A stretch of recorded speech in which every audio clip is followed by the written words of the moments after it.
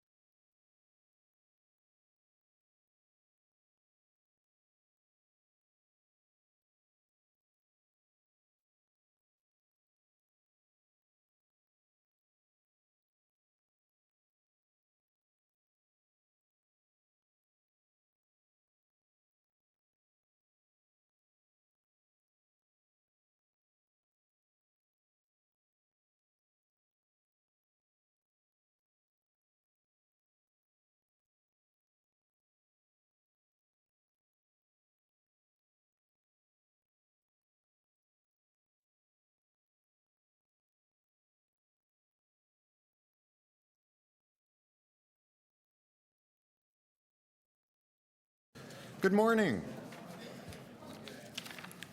If members could take their seats. Thank you. Welcome to meeting number 7 of the Toronto East York Community Council. We gratefully acknowledge that Toronto and East York Community Council meets on the traditional territory of many nations, including the Mississaugas of the Credit, the Anishinaabe, the Chippewa, the Haudenosaunee, and the Wendat peoples, and is now home to many diverse First Nations, Inuit, and Métis people. We also acknowledge that Toronto is covered by Treaty 13 with the Mississaugas of the Credit. So, can I begin by asking if any members wish to declare an interest in any of the items we have in front of us? Seeing none, can I have a motion to confirm the minutes of meeting 6, the May 22nd meeting? Councillor Wong Tam, all those in favor? Opposed? Carried. Members, I want to note before we go through our agenda review that item TE 27, which is a report on the Preservation Board of 206 Russell Hill Road, was dealt with at the June 18 and 19 council meeting and therefore is being removed from today's agenda. With that, I'd like to begin the agenda run-through. Members, if you could turn to item 48, which is on page 104 of the yellow-orange sheets. We'll begin with TE 7.48, appointments to Business Improvement Area Boards of Management. Councillor Cressy. I'll move the staff recommendations. On the staff recommendations, all those in favor, opposed, carried. Item TE 7.49, the designation of a fire route and amendment to Chapter 880 fire routes at 1 Austin Terrace. Councillor Matlow. I support the recommendation. All those in favor, opposed, carried. Item TE 7.50, designation of fire routes and amendment to Chapter 880 fire routes at 97 Lawton Boulevard. Councillor Matlow. I support the recommendation. All those in favor? Opposed? Carried. By the way, point of privilege, may I also recognize former Midtown Councillor John Adams, who's in the room today. Welcome, John. You got out in time. Item TE 7.51, 2946 to 29868 Dundas Street West, zoning bylaw amendment and rental housing demolition applications preliminary report. I don't see any deputations on that. Just check. Nope. Oh, yes, we do have a deputation there. So I will hold that for deputations. Item TE 7.52, 126, 132, and 142 John Street, 259, 261, 263, and 267 Richmond Street West, and 41 through 59 Widmer Street, zoning amendment application preliminary report. Councillor Cressy. I'll move the staff recommendations and note that we already had the meeting. So let's make real what's already happened. Yeah. All those in favor? Opposed? Carried. We approve of your meeting. Item TE 7.53, 100 McCall Street, OCAD University zoning amendment application preliminary report. Councillor Cressy. I'm going to move expanded notice, and with that, adopt the staff recommendations. So we'll take those together. All those in favor? Opposed? Carried. Item TE 7.54, 15 Devonshire Place and 6 Hoskin Avenue zoning amendment application preliminary report. Councillor Layton. Yes, thank you very much. I'd like to move the staff recommendations. All those in favor? Opposed? Carried. Item TE 7.55, 316 to 320 DuPont Street zoning amendment application preliminary report. Councillor Layton. Again, I'll move the staff recommendations and note that we already have a functional working group on the subject. It's nice when we catch up. All those in favor? Opposed? Carried. Item TE 7.56, 244 Lawnsmount Drive zoning amendment application preliminary report. Councillor Matlow. I move that we hold the meeting about what I hear is a very bad proposal. Is that what you hear? I do, and actually, I would like to amend this by adding the extended notice area as well. Give the clerks a moment. Template amendment. Okay. Yes. We call it the Wong. One of many. It's Let's have WOMTAM some, 1.0, not 2.0. Let's have some babysitting there at the same time. That's right. Okay, so taking that as a package, all those in favor? Opposed? Carried.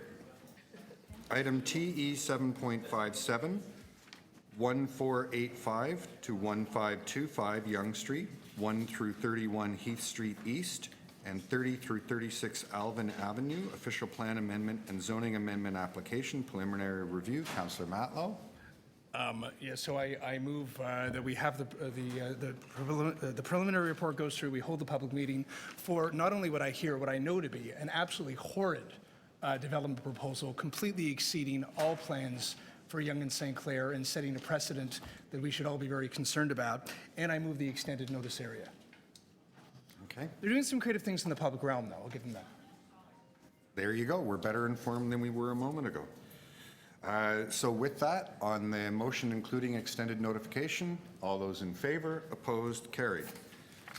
Item TE 7.58, 573 King Street East, zoning amendment application preliminary report. Councillor Wong Tam. With apologies, I need to hold that. We're still working on amendment with the clerk. We'll hold that in your name. Thank you. Item TE 7.59, Danforth Avenue Planning Study, Coxwell Avenue to Victoria Park Avenue, Urban Design Guidelines Final Report. Councillor Bradford. Thanks very much, Mr. Chair. I'd like to move the staff recommendations and thank our planning staff for all their work on this fantastic report. Okay, so with thanks to the planning staff, all those in favor, opposed, that's carried. Item TE 7.60, St. Clair Avenue West and Bathurst Street area. Oh, there's a speaker on 6.0, so we'll hold that for deputations. Item TE 7.61, construction staging area, 57 Spadina Avenue. Councillor Cressy. I will move the staff recommendations. All those in favor? Opposed? That's carried. Item TE 7.62, construction staging area time extension, Dundonald Street and Gloucester Street, 587 through 599 Yonge Street. Councillor Wong Tam. Yes, thank you. I'd like to move the recommendations from staff. Okay, all those in favor? Opposed? That carries. Item TE 7.63, construction staging area, Logan Avenue, 794 Gerard Street East. Councillor Fletcher. Yes, I have a motion.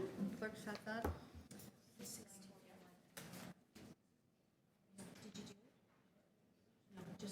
Just hold that down. No. We're still working. Okay. Okay, so we're going to need to hold this for a moment. Okay. Is it there? No problem. See, it was only a moment So that we held it fast. down. Of course, clerks are so fast. Okay, so if Moving members, that? yeah. Members can just take a quick look. Looks good to me. All those in favor? Opposed? That carries. Item TE 7.64, installation removal of on-street accessible parking spaces, May 2019, delegated. Councillor Bailao, all those in favor? Opposed? That carries. Item TE 7.65, temporary adjustment to parking regulations for the 2019 National Exhibition, the delegated portion. I'll move it. All those in favor? Opposed? Carried. Item TE 7.66, temporary adjustments to traffic and parking regulations for the 2019 Canadian National Exhibition, non-delegated. I'll move that as well. All those in favor? Opposed? Carried. Item TE 7.67, accessible loading zone, Torrens Avenue. Councillor Fletcher. Move recommendation. Move approve, please. All those in favor? Opposed? Carried. Item TE 7.68, vehicle width restriction, public lane, first south of College Street between Manning Avenue and Clinton Street. Councillor Layton. Yes, thank you very much. I'd like to move the recommendations in the report. All those in favor? Opposed? That carries. Item TE 7.69, pedestrian bridge over Dockside Drive linking 125 and 155 Queens Quay East. Councillor Cressy. I'll move the staff recommendations. All those in favor? Opposed? Carried.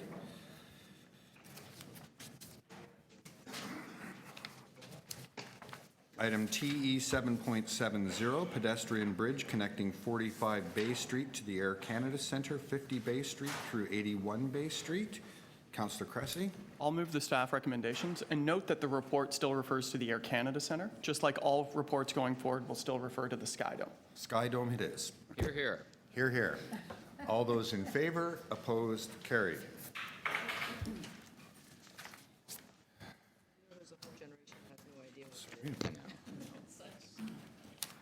Item TE 7.71, pedestrian bridge over Ord Street, linking 610 and 700 University Avenue.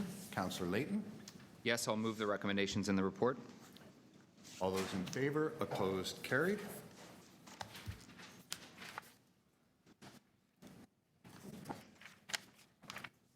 Item TE 7.72, encroachment appeal, 100 McLean's Avenue. Councillor Bradford. Thank you, Mr. Chair. I'd like to move the staff recommendations, please. All those in favor? Opposed? Carried. Item TE 7.73, payment in lieu of parking, 211 through 213 Ossington. Councillor Cressy. I'll move the staff recommendations. All those in favor? Opposed? Carried. Item TE 7.74, parking regulations, Sousa Mendez Street. Councillor Bailao. Move staff recommendations. All those in favor? Opposed? Carried. Item TE 7.75, traffic amendment, Oriole Parkway at Chaplain Crescent. Councillor Matlow. I move the staff recommendation. All those in favor? Opposed? Carried. Item TE 7.76, realignment of permit parking area 3J to exclude the development located at 1200 Dundas West. Councillor Bailao. Move staff recommendations. All those in favor? Opposed? Carried. Item TE 7.77, realignment of permit parking area 5C to exclude the development located at 861 St. Clair Avenue West. Councillor Bailao. Move staff recommendations. All those in favor, opposed, carried. Item TE 7.78 has deputants registered. Item TE 7.79, parking amendments, Brunel Court. Councillor Cressy. That's 7-9, sir? Sorry, 7.9. 7-9. I have a technical amendment from staff. If I can move that, and with that technical amendment, I can adopt the staff recommendations. Staff have asked me to bring this forward. All those in favor, opposed, carried. Item TE 7.80, parking amendments, Heath Street East. Councillor Matlow. I support the recommendation. All those in favor, opposed, carried. Item TE 7.81, parking amendments, Hendrick Avenue. Councillor Matlow. In support of the recommendation. All those in favor, opposed, carried. Item TE 7.82, parking amendments, Poplar Plains Crescent. Councillor Matlow. Also in support of the recommendation. All those in favor, opposed, carried. Item TE 7.83, parking amendments, Breedalbane Street. Hope I got that right. Councillor Wong Tam. That is Breadalbane. It's very close. And I would like to move the staff recommendation. All those in favor, opposed, carried. Item TE 7.84, parking amendments, Audley Avenue. Councillor Fletcher.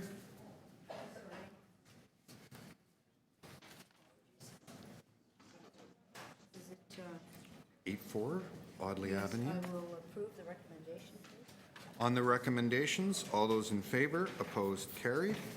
Item TE 7.85, parking amendments, Riverdale Avenue. Councillor Fletcher. Approve the recommendation. On the recommendations, all those in favor, opposed, carried. Item TE 7.86, parking amendments, Torbrick Road. Councillor Fletcher. That will be deferred. There's a motion that clerks have for deferral, please. So we'll defer that to the September 16th meeting. All those in favor, opposed, carried. Thank you. Item TE 7.87, parking amendments, Burrell Avenue. Councillor Bradford. Thank you, Mayor. Mr. Chair, I'd like to adopt the staff recommendations, please. On the staff recommendations, all those in favor, opposed, carried. Item TE 7.88, parking amendments, Danforth Avenue between Woodbine Avenue and Moberly Avenue. Councillor Bradford. Move staff recommendations. All those in favor, opposed, carried. Item TE 7.89, parking amendments, Kingston Road. Councillor Bradford. Move the staff recommendations, please. All those in favor, opposed, carried. Paula, I need that. Yeah, I'm giving it back. Okay. Just looking. Item TE 7.90, traffic control signals, Bay Street and Schollard Street. Councillor Layton. We lost him. Okay, I'm going to hold that until Councillor Layton's available. 791, which is also Councillor Layton, traffic signal at Yonge and Price Street, Marlborough Avenue. I'll hold that. Item TE 7.92, traffic control signals, Church Street and Gloucester Street. Councillor Wong Tam. Yes, thank you. I'd like to move the staff recommendation and note that this installation of these traffic signals are not just technically justified, they're probably overdue. Almost every single block of Church Street now has a traffic control signal, with the exception of two intersections. We're getting there. We await your completion. Thank you. On the motion, all those in favor, opposed, carried. TE 7.93, right turn on red Prohibition, Queen Street West and Peters Street. Councillor Cressy. I'm going to move the staff recommendations. All those in favor, opposed, carried. Item TE 7.94, U-turn Prohibition, Chapman Avenue. Councillor Bradford. All those in favor, opposed, carried. Item TE 7.95, stop control, Angeloni Lane at Woodmount Avenue. Councillor Bradford. I'd like to move the staff recommendations, please. On the staff recommendations, all those in favor, opposed, carried. Item TE 7.96, all-way stop control, Freighter Avenue at Glebemount Avenue. Councillor Bradford. I'd like to move the alternative staff recommendations. The alternative, which is to install? Correct. Okay, all those in favor, opposed, carried. Item TE 7.97, all-way stop control, Virginia Avenue and Binswood Avenue. Councillor Bradford. I'd like to move the alternative recommendations to install. All those in favor, opposed, carried. Item TE 7.98, all-way stop control, Virginia Avenue at Woodmount Avenue. Councillor Bradford. I'd like to move the alternative recommendations to install. All those in favor, opposed, carried. Item TE 7.99, all-way stop control, Woodmount Avenue and Dunkirk Road. I would like to move the alternative recommendations to install, please. All those in favor, opposed, carried.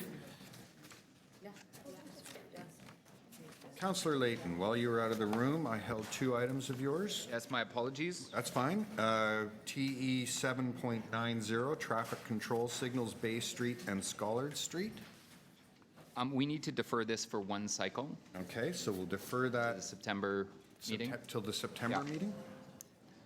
All those in favor, opposed, carried. Item TE 7.91, traffic control signals, Yonge Street and Price Street at Marlborough Avenue. So I have a motion for this, and that's to install. Okay. Angela didn't Staff send that over? recommendation is to install. Staff recommendations are to deny, and I have a motion to install. We can do that. We can We hold can it down. just do that? No, we can just do that. There's some language that should have been to clerks about a temporary signal because there's Oh, okay. construction at the site. So we will hold that down for Yeah. later in the meeting. Thank you. Okay, back to where we were. TE 7.101, traffic calming speed humps, Kendall Avenue. Councillor Layton. Yes, I'd like to move the alternative recommendations, please. So that's to install? Yes. Okay, all those in favor, opposed, carried. Item TE 7.102, traffic calming speed humps, Walmer Road. Councillor Layton. I'll move the alternative recommendations to install. All those in favor, opposed, carried. Chair, did we miss 100? We missed 100. I think it was a psychological thing. I don't want to do triple digits. TE 7.100, pedestrian crossing protection, Coburn Avenue and Glebe Mount. Councillor Bradford. Thank you, Mr. Chair. I would like to move a motion to defer for one cycle, please. Defer that until September. Yeah. All those in favor, opposed, carried.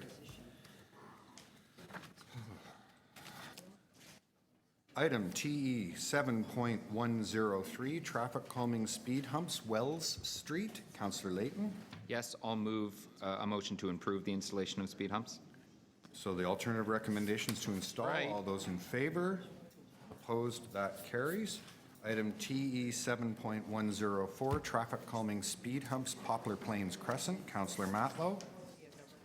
I move the alternate recommendation. The new king of speed humps speaks up. All those in favor, opposed, that carries. Item TE 7.105, traffic calming speed humps, Witchcrest Avenue. Councillor Matlow. I move the alternate recommendation to poll these street residents. All those in favor, opposed, that carries. Item TE 7.106, proposed installation of speed bumps, Sandra Shamus Lane. Councillor Layton. Yes, thank you very much. We just had the official naming ceremony I saw. on Saturday. So I'm very happy to say that we'll be supporting the staff recommendations. All those in favor, opposed, that carries. Item TE 7.107, installation of speed bumps, Dr. Howard Lowry Lane. Councillor Matlow. As it meets the warrants, I'm supporting the staff recommendation. It meets the warrant. Meets the warrants. There's a first. Yeah. All those in favor, opposed, that carries. Item TE 7.108, proposed installation of speed bumps, Old Brewery Lane, Northerly North-South Branch. Councillor Wong Tam. Well done, Mr. Chair. That was very well done. I'd like to move the staff recommendations, please. All those in favor, opposed, that carries. Item TE 7.109, speed hump poll results, Montrose Avenue. Councillor Layton. Yes, thank you very much. I'll move the alternative recommendations. Okay, on the alternative recommendations, all those in favor, opposed, that carries. Item TE 7.110, speed hump poll results, Roxton Road. Councillor Layton. And I will move the alternative recommendations. All those in favor, opposed, that carries. The speed bumps. Item TE 7.111, speed bumps, Tony Salipo Way between Lambert Lodge Avenue and Witchcrest Avenue. Councillor Matlow. I move the alternate recommendation to poll the residents. Moving the alternate recommendation to poll residents. All those in favor, opposed, carried. Item TE 7.112, all-way stop control, Dunkirk Road and Glebemount Avenue. Councillor Bradford. Thanks very much, Mr. Chair. I'd like to move the alternative recommendations to install, and I would like to thank Diana Gonzalez for a ton of traffic safety files across the ward in her work on that. Thank you. Thank you to staff. All those in favor, opposed, that carries. Item TE 7.113, appointment of public members to the McCormick Playground Arena Board. Councillor Bailao. Move staff recommendations. Just taking a look at the names. All good. All those in favor? Opposed, carried. Item TE 7.114, student pickup drop-off zone at Carlton Village Public School. Councillor Bailao. Move the recommendations in that motion. All those in favor, opposed, carried. Item TE 7.115, parking amendment, Walmer Road. Councillor Layton. Yes, thank you very much. I'd like to put forward the recommendations in my letter. So to approve the recommendations in Councillor Layton's letter, all those in favor, opposed, carried.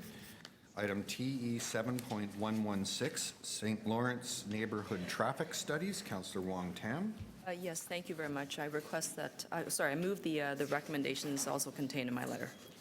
All those in favor, opposed, carried. Item TE 7.117, improving road safety for Winchester Junior and Senior Public School. Councillor Wong Tam. Okay, thank you very much. I'd like to move the recommendation contained in the letter.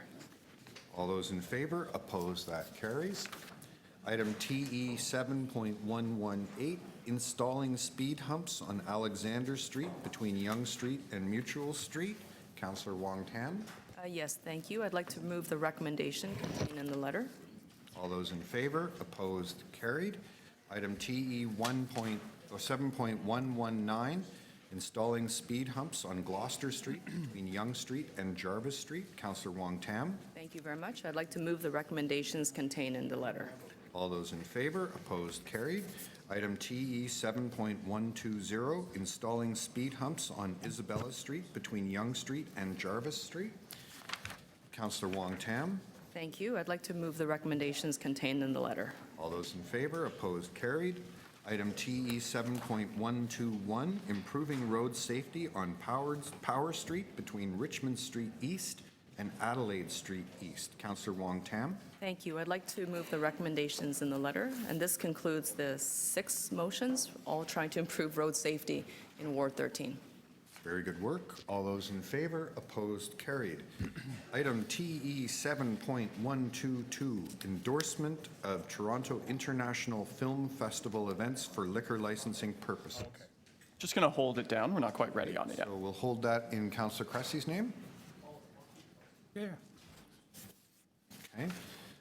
Item TE 7.123, closure of a portion of westbound Fleet Street between Bathurst Street and Ian Uzzi Street to improve road safety and public realm.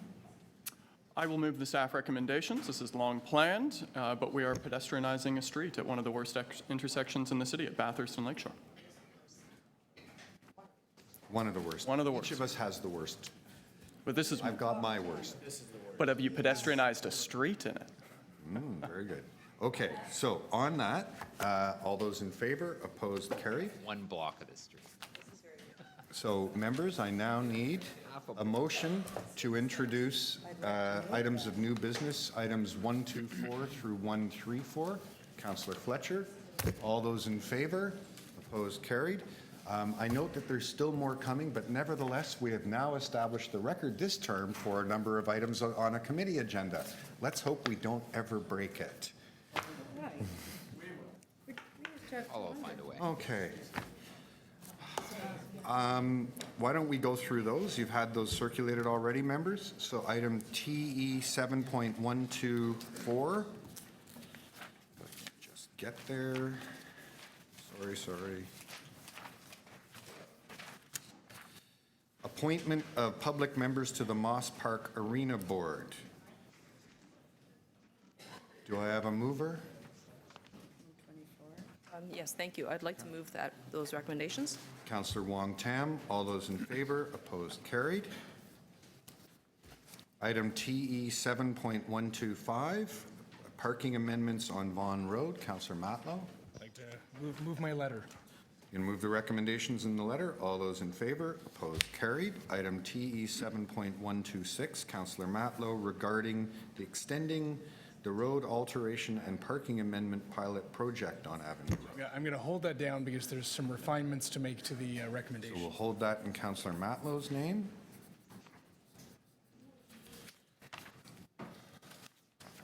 Item TE 7.127, reinstalling commercial loading zone on Charles Street West. Councillor Wong Tam. Yes, I'd like to move the actually, can I ask you to hold that for me? So we're going to hold that? Okay. Item TE 7.128, Lombard Street parking amendments. Councillor Wong Tam. 128. Lombard. We'll hold that.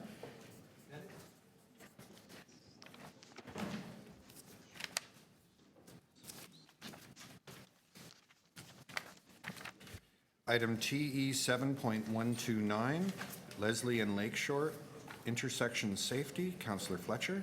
Yes, I'm going to move this recommendation for a no right turn on red. And I had a great meeting with Doctors for Safe Cycling, and they requested this. So I'm very happy to do it. Very good. All those in favor, opposed, carried. Item TE 7.130, O'Connor Drive intersection and traffic safety review. Councillor Fletcher. Yes, I'd like to move these recommendations. O'Connor is the main thoroughfare for everybody to get to the Don Valley, but it also has a lot of residential streets and is a feeder for people moving across the city. So that's never been done. I'd like to have a comprehensive look at making it safer and easier to access. Okay. On that recommendation, all those in favor, opposed, carried. Item TE 7.131, Danforth and Joan intersection changes. Councillor Fletcher.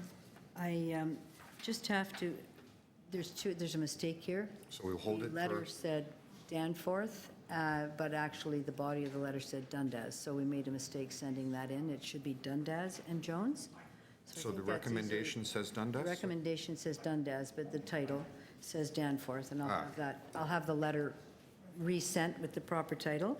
And this is the intersection where Doug Crosby died last year, and I was there with staff yesterday to look at some of the improvements, further improvements for cycling at that corner.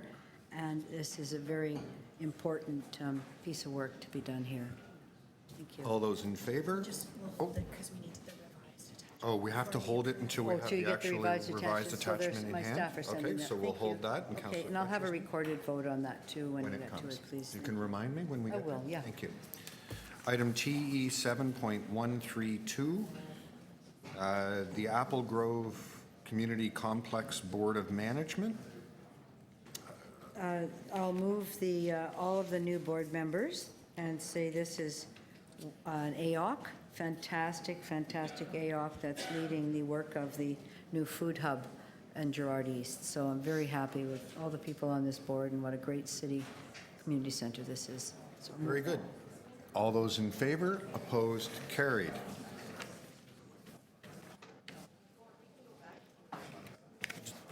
What number would you like to do?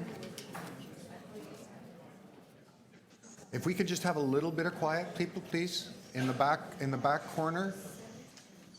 I need to be able to hear what the members are saying.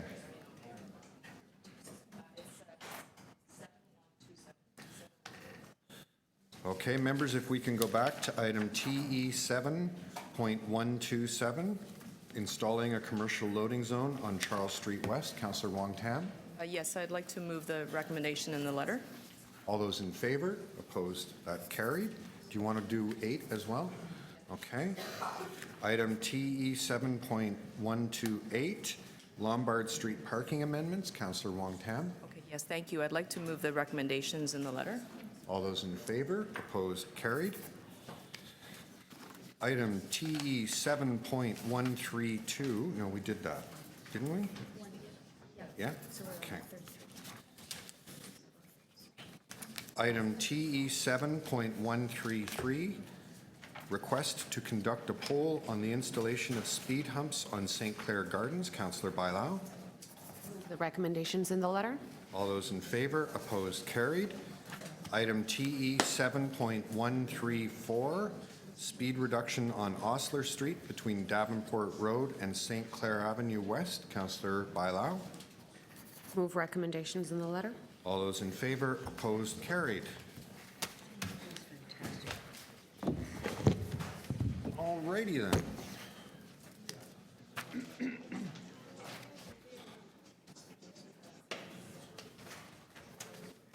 Mr. Chair, there may be a quick way to handle the T 7.126 with just a technical amendment, which is just to remove one line from my letter. One moment.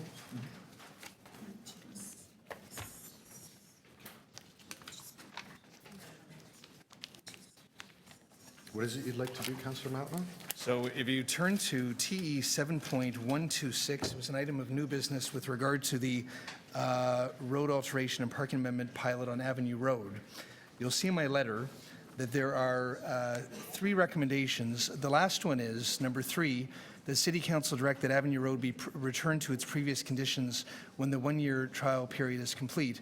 I'd like to just make a technical amendment to remove that, to not be so restrictive about exactly the date that we're going to know that we're going to be done the pilot. So we'll delete recommendation 3 and vote on the balance? And vote to move forward with 1 and 2.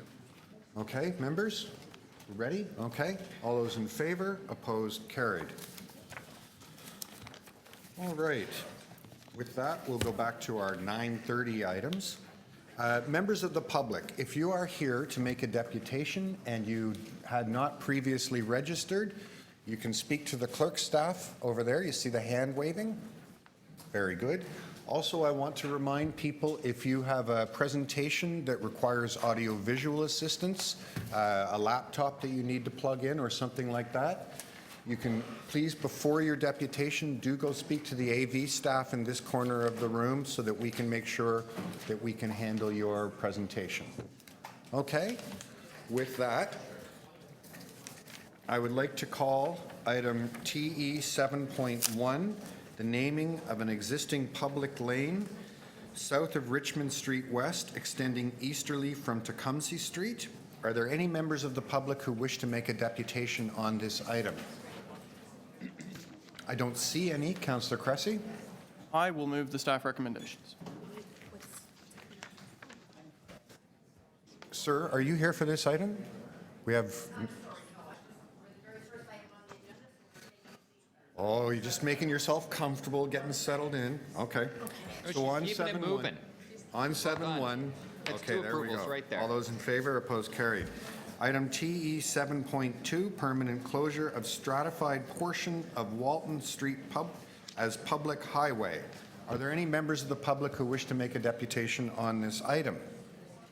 Seeing none, Councillor Layton. I'll move the recommendations in the report. On the recommendations in the report, all those in favor, opposed, carried. Item TE 7.3, 300 Bloor Street West and 478 Huron Street, zoning amendment application, final report. If I can make the suggestion on a point of order that we hear it together with TE 7.4, the heritage report on the matter. Okay, so Councillor Layton would like to hear 3 and 4 together, both the planning report and the heritage report. All those in favor, opposed, carried. So we'll take deputations on either or both at the same time before we vote, consider either matter. With that, we have a deputant. Could you please introduce yourself, sir? Thank you. My name is Vaughn Miller. I'm with KPMB Architects, representing 300 Bloor West and 478 Huron. And I'm Kim Cover. I'm here on behalf of the applicant in connection with this application. We are going to share the first 5 minutes together, so we're not going to take up your whole morning. That's decent of you. Thank you. Okay, So so thank you very much. I'd just like to start by saying this is a mixed-use project. It consists of the Bloor Street United Church. I'm going to ask people in the, I'll start your time again. I'm going to ask people in the room to be quiet. If you have work to conduct, you can just step out of the room for a moment. So Okay. it consists of the Bloor Street United Church, support and community space, office space, and private residences. So I'd just like to say it's been a challenging but rewarding process. We've got a lot of stakeholders involved and who have contributed to this process. There's been extensive consultation, and I think we've reached a design that all involved can endorse. And I'd just like to start with a quick timeline. If you look on the screen, you can see sort of 4 streams of negotiation and process we have here, starting with the black line, which is the city authorities, the red line, which consists of the Bloor Street United Church and its design advisory committee, our neighborhood groups, and of course, city staff. And regarding the neighborhood groups involved, I'd just like to say we had great participation from the Huron Sussex Residents Organization, the Annex Residents Association, the residents of 95 Prince Arthur, and of course our councilors Cressy and Layton, city staff, and all of our consultants. So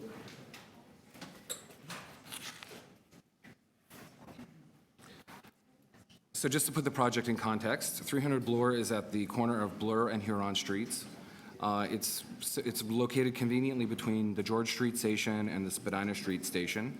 It's adjacent to the Baha'i Center, Tartu College, and the future Estonian Community Center. And we're actually proposing a mid-block connection between our site on Huron through the Estonian Center over to Paul Martel Park. It's also closely situated to many parks nearby, including the Huron Street Playground. So just a quick history of the church. The church was built in 1888 and was at first quite a modest structure facing Huron Street. Just a few years after, in 1890, the church was expanded to face Bloor Street. And then in 1927, with the expansion of Bloor Street, actually the front facade of the church was moved and it was relocated around the corner, just on Bloor. A Sunday school was built in 1908, and finally the church was destroyed by fire in 1954 and rebuilt. And I just have a few images here of the church through time. So you see on the left, first church was quite modest. You'll see the church sort of in its most complete phase in the early 1900s, and with the expansion of Bloor Street, we actually lost the stoop in the front and the vestibule, so that's something that I think we'll have to consider in our design. And just as this 19th century congregation has transformed into a modern network of diverse people, so has the building. We really have to think of it as a community and a community center now. So it hosts community events, community outreach, such as food sharing, sports and recreation, music, social justice, support groups, theater and performing arts, private and nonprofit groups, but most importantly, it's a multi-faith worship space for both the Bloor Street United Church and the City Shul. So having said that, the church really does need some help. We'd like to maintain the daylight in the space. We need additional space to accommodate its church programs. It needs significant historic restoration, building code upgrades, accessibility upgrades, a complete mechanical system overhaul, an envelope upgrade, increased transparency along Bloor, and improved acoustics. So just quickly, I'll run through the proposed massing. Along Huron, at grade, you'll see residential amenity space. At the corner of Bloor and Huron is the existing church. The sanctuary will remain and be refurbished. We're proposing an altered and modern narthex entrance along Bloor. As well along Bloor, there's a retail, component of 70 square meters and an entrance to the support and community space for the church. Above that are 2 floors of... 30 seconds for the rendering. Okay. I'm going to skip ahead to some renderings, sorry, quickly. So this is an overall view of the church. What we really want to point out is that it quietly defers to the articulation and form of the church, and we try to use complementary colors. Here along the Bloor Street facade, you'll see an open and transparent connection to the narthex. I just There's a want to alert you, you're light-filled coming to the end promenade of your time. and retail terrace. Thank you. Thank you. Chairman, I do understand that there is a motion coming forward from the local councillor. We have had an opportunity to review it, and we are supportive of the motion. It essentially asks my client to bring forward the payment of the Section 37 contribution earlier in the process than would otherwise be done, and the agreement that has been reached is satisfactory to my client. Thank you. Okay. Are there any questions of the deputant? Seeing none, thank you very much for your presentation today. Okay. Next, we have David Harrison. David, are you here? Sir. Hello. How are you this morning? I'm very well, thank you for asking. How are you? I'm quite well myself. Yeah.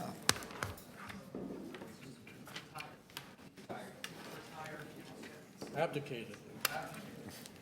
I wish we could all do that. Are you speaking? I was going to, but go ahead. I haven't seen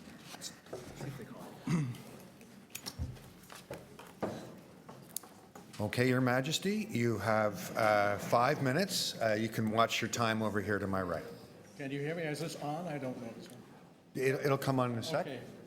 Okay. For the record, since 2010, in the annex, 16 major development projects have either been completed or under construction or approved, giving a gross floor area equal to 3 times that of Mirvish Village.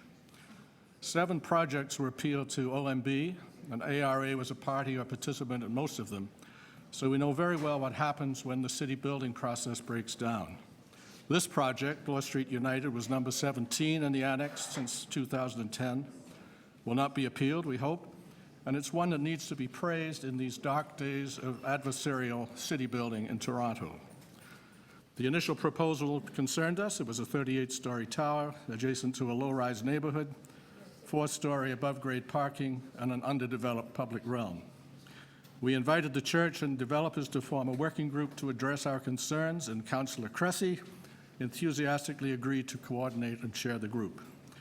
The working group brought together the church, the developers, the architects, planning, heritage, transport consultants, and legal counsel, the ARA, 3 other residents groups, city staff from planning, heritage, affordable housing, and transportation, and of course the councillor and staff.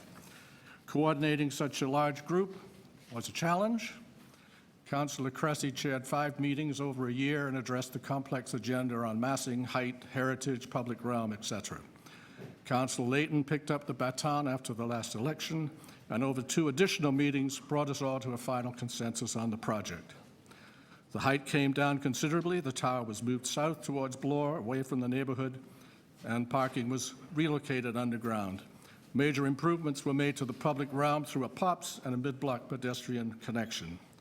Affordable housing and needs for seniors in the annex have also been addressed.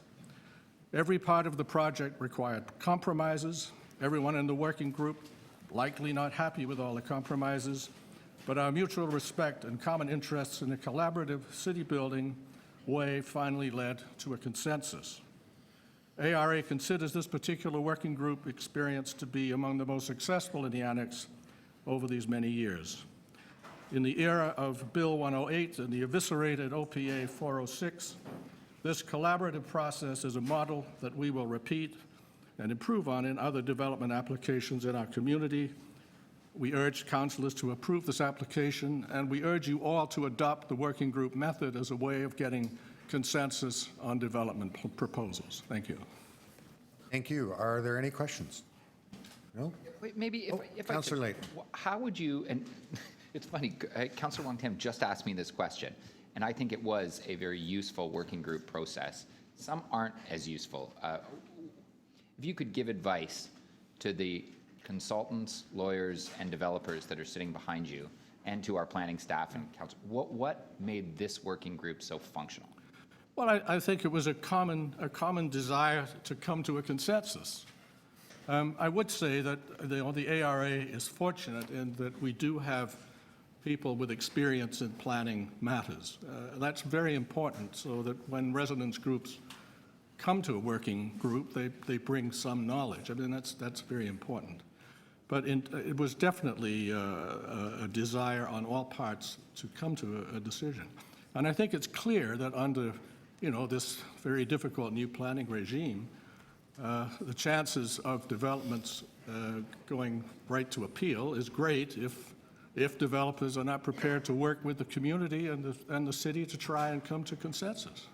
So the developer at no time said, we're not budging from our 38, and the community at no time said, you can't have anything. Well, I wouldn't say there was never complete. I wouldn't say that at all. No, but negotiation is a process. It's give and take, and you have to know how to do it, I guess. And everybody participated in a very positive way. Thank you.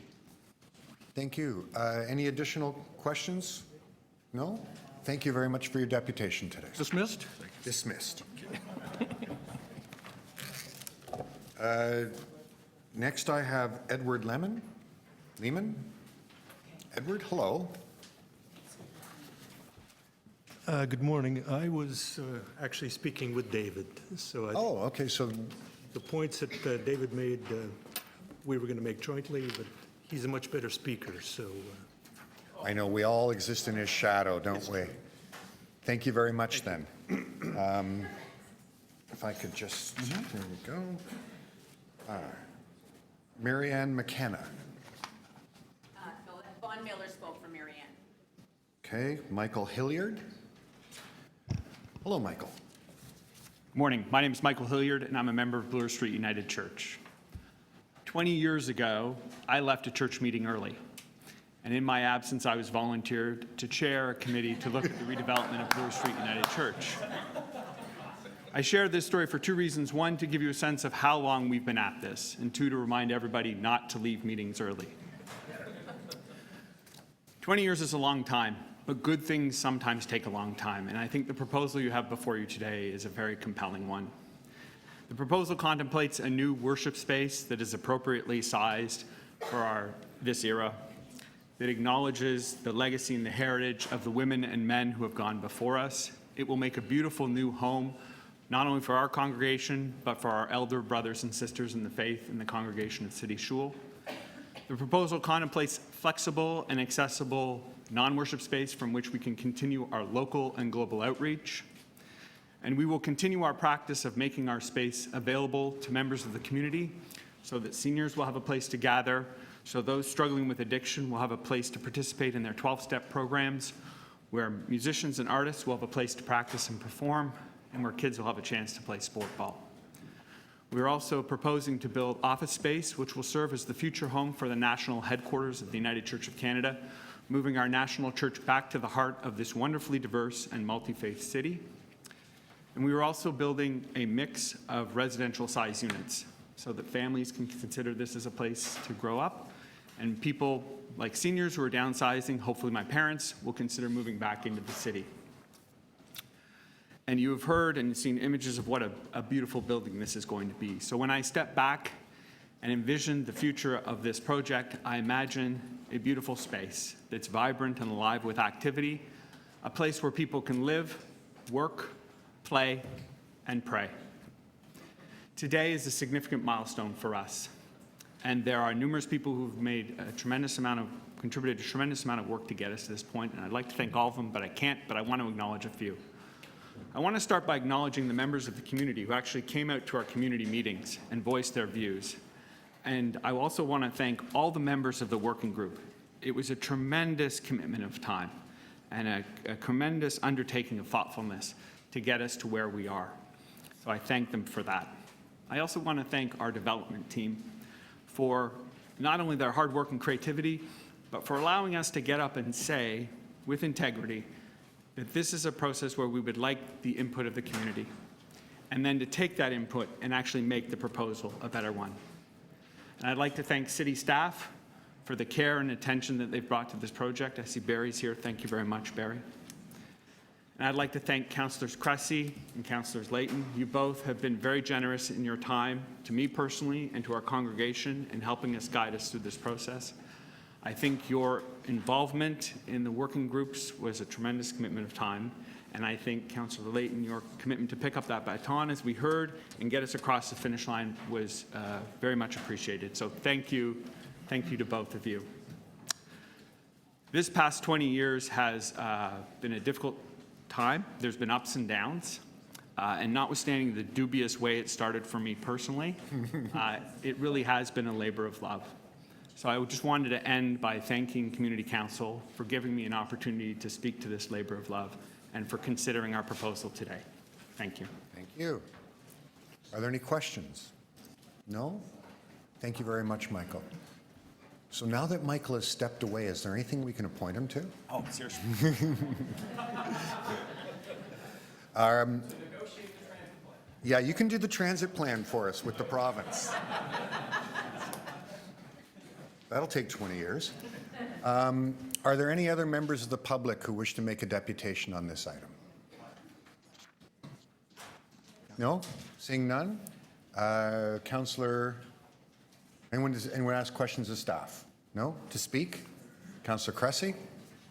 Well, thank you, Chair, and I'll kick it off. And I'll keep my remarks brief as it is in Councillor Layton's ward. But first of all, I just want to, and you heard it in the deputations, commend all those who are involved in this. This has been a multi-year process.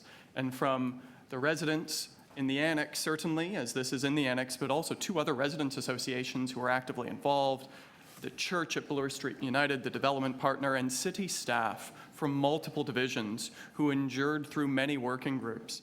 The process that was done here, as you've heard, was exceptionally comprehensive. It was long. And when I say it was hard, it wasn't hard in the sense of being acrimonious, though there may have been times. It was hard because everybody rolled up their sleeves and went to work through, by the end of it, probably, 10 working group meetings, Mike. I convened 5 of them. And because of that process, we got a much, much better end result. That everybody was heard. And I don't think anybody got exactly what they wanted, but what we, at the end of the day, all wanted was a project that's going to be celebrated together. And so in addition to the church remaining in the heritage preservation and the built form and affordable housing that's going to be in the neighborhood, in addition to all of those, we've come out of this process as a community that's more united than before. And Bloor Street United, that has always been embedded in the community, is now even more central to the community, I believe. And so that process was worth it. A note I would make for all of us as we now navigate with 25 wards is the shame of it, and I'll acknowledge, is that with only 25 councillors, processes like this are much harder to undertake. I know that I find in my new ward, I don't have the same level of time to chair working groups with upwards of 20 members on a monthly basis.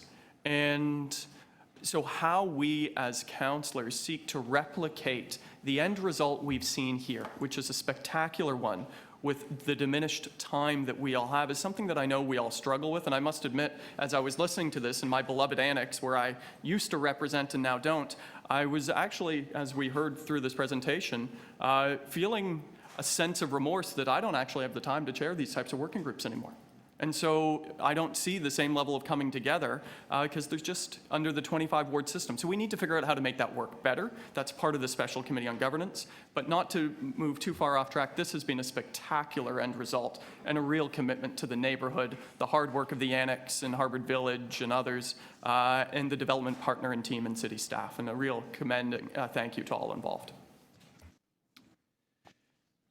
Thank you very much. I have 2 motions, one on item TE 7.3 that it's quite long to read, but it just amends 2 things. One, it deletes recommendation 7 as it's now redundant, and amends recommendation 6B such that we would advance half of the payment of the section 37 to the notice of approved condition phase. This is in order for us to facilitate a couple of the projects. And it adds some playground, the possibility of using this money toward playground improvements at Huron Street junior public school that are underway. It's more a matter of timing because the other source of money will probably come in before this one, but we want to get that work in their capital fund. And then, and it also includes this $400,000 towards the Annex Senior Adult Services having space on site. The second motion is to item TE 7.4.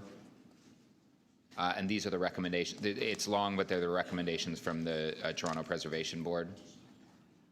I just need to move them, and they're like 6 pages long.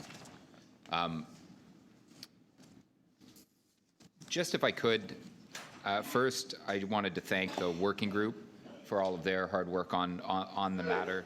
I think, like David said, there was a willingness on all parties to change in the project. There's not always. And I think we need to remember that through these working group processes, often we get a better result in the end. What hasn't been mentioned is this also went through our design review panel at one point in time that kind of changed the whole final design. And I'm glad that the working group stuck with us through that. But I'd like to thank them. This is maybe the last working group that David will participate on because he is, like we said, abdicated the role of chair of the ARA. We're fortunate, though, to have Edward and others that have such a strong background on the subject. Because one of the things, you need two things in my mind to get a good result from a working group. One is a willing community, a community that's willing to say say no, but also say yes, what they can say yes to. And we had that in this respect. Of course, there were some in the neighborhood that wanted to see the church remain as a church and nothing but a church forever. The reality was this is a development site along a transit corridor on a main street, and the church needed investment. So having that willing community is, I think, one important point. But the other, and we didn't have a developer that walked in and said, I'm entitled to this. I'm entitled to 38, and you got to find a way to make 38 work on the site. We didn't have that. We had a developer that was willing to change their plans. Both the landowner and their development partner were willing to change their plans in response to the city, in response to the community, in response to the design review panel. And so we were very fortunate to have that. I'd like to thank the previous councillor, Councillor Cressy, for his hard work on the file. Like 5 working groups, like that's 4 working groups more than I think a lot of developments get, unfortunately. And we need to, and this got 7. And we need to be doing that work more. He's quite right that the new order of council with 25 councillors doesn't allow for that type of participation. And finally, I'd like to thank staff because I know that this has been a long process. Barry, Oren, Linda, this has been an enormous effort up until about 5 minutes ago when we were still barking changes to try to get these motions put forward. I learned a lot about narthex. I didn't know what a narthex was going into this. This is probably the only time I'm going to fight for Pigeon House, to protect a Pigeon House. Pigeon House is the heritage property to the north. But through it, we got changes in the massing. We got a strong mid-block connection. We got better open space. We got better heritage protection. And one particular element that if 10 years from now, I think they'll probably focus on more, is this notion of making a truly multi-faith space. It's not apparent in all of the material, but this is being designed not only for the United Church to host their congregation, but for City Shul. They actually reverse the entire space inside on the Saturday versus the Sunday service. And like they really are building out a unique multi-faith space. And that's on top of a contribution to affordable housing. I would have preferred to see it on site. We have a site close by, so I'm happy to say we're moving forward on that. An improved green space and some seniors programming to top it all off. So thank you very much for everyone involved and for Joe for starting this process and staff for bringing it through to completion. Thank you very much. Any questions of the mover? No? Anyone else to speak? Okay, I've had a request for a recorded vote on the item. All those in favor? Councillor Matlow, Councillor Layton, Councillor Wong-Tam, Councillor Perks, Councillor Bailao. You didn't see that. Councillor Bradford, Councillor Cressy. Okay, so that's unanimous. Thank you very much and congratulations. Oh, yes, and on the item 4, do we need recorded on this too, Joe? Sorry? No, we took it as a package for all the pieces related to 3 were one package. So on the amendment on 4, all those in favor, opposed, carried.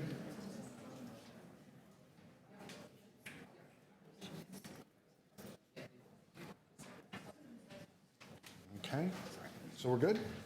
Okay, so the clerk said we did that the right way. Yay. So I feel good about that. Item TE 7.5, 338 Dundas Street West zoning bylaw amendment application. We have a deputant, Michael Simardon. Michael? Where'd Michael go? Ah, hey, Michael, come on up. Right here? Grab a seat. Make sure the little red light in front of your microphone's Check one, check one. very good.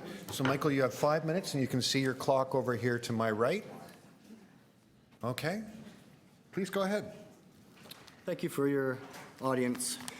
My concerns regarding this development stems from the neglect of community consultation combined with the manner in which the developer maintains or lack of maintenance of their property and the condition they leave their property and feel it is appropriate for our neighborhood. It is obvious that they don't consider the residents of our neighborhood at all. I have personally cleaned this patch of land on Dury Street more than on one occasion because it was left so unsightly. That is now topped with the gaping mess that they have created through the demolition of the building that was there. They applied for permission to tear down the car wash twice. The first time they were denied, but were granted permission the second time with the excuse of beautification of the property. Well, it looks worse than it ever has. What a farce. They blatantly ignored conditions of the teardown agreement of leaving the land level, not left with a gaping hole. How were they allowed to get away with this? Why, as taxpayers, should we be subjected to this? The teardown permit should not have been granted until all factors were finalized. Now, there is a panic to shore up the land. This is where my direct personal communication with the developer heightened. They approached me needing my consent for tieback since they will be driven into the ground and under my house. The vagueness of the letter, the consent letter that was to me was apparent, so I consulted legal counsel on the matter. I will not go into the details of the barrage of insults and threats Robert, one of the developers, hurled at me at our last meeting when he ambushed me outside of my house one day when I arrived home from work. Very unprofessional. He's right over there. I would not sign the consent form, reiterating the fact that I was waiting to hear from my lawyer. He was not satisfied with this explanation. When I asked whether the age of my house, 123 years, and is located directly south of the development, and the land in proximity to their property was properly assessed for stability for the duration of the construction process. He seemed dumbfounded. It was obvious they didn't even consider these factors. I requested to have a written assessment by an independent structural engineer confirming the stability and soundness of my home and the land around it. Robert didn't think that was necessary. He said that they would have someone come by to have a look at my property and take a few pictures. He also said that they are insured and that my house isn't worth $5 million. Not reassuring at all, and haven't heard from him since. I need a professional assessment done by someone who knows what they are doing. Some sole reliance on their insurance is not good enough for me. They seem to only do as little as they have to. So I went to neighbors of the other sites in the neighborhood on Gilmore, Dundas, Haney, and Jane. By the way, failing grades from all. I learned of a serious problem in one of the developments on Jane Street, which is only 4 or 5 years old. Quite an oversight, the type of oversight I am trying to avoid. With the lack of communication, the community doesn't really even know what's being proposed. Some still think it's going to be condominiums, whereas now it's not. It's changed so often over the years. As well, it has not been made clear who will be managing this huge building after it is built. How about security? It is not very promising that their most recent project on Gilmore is only 30% occupied, 9 resident units and 1 retail with only 3 residents occupied. There has not been any communication about how the building will look, what finishing materials are being considered. Will they use low reflective windows on the south side? Many residents would really appreciate that. Will there be a privacy barrier erected along the south border of their property? I hope so. Will the units be at market value? There has been absolutely no communication. We all need to know what is going to be happening.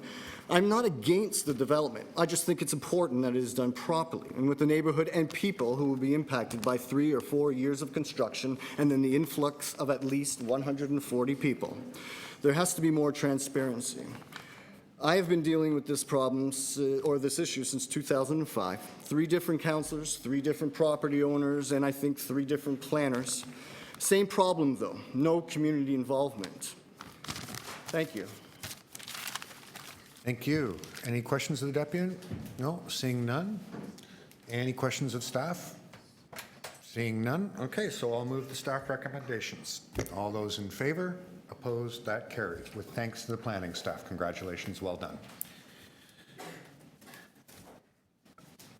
Okay. TE 7.6, 57 through 77 Wade Avenue, zoning amendment application. Are there any members of the public who wish to make a deputation on this item? I don't see any. Are there any questions of staff? Councillor Bailao?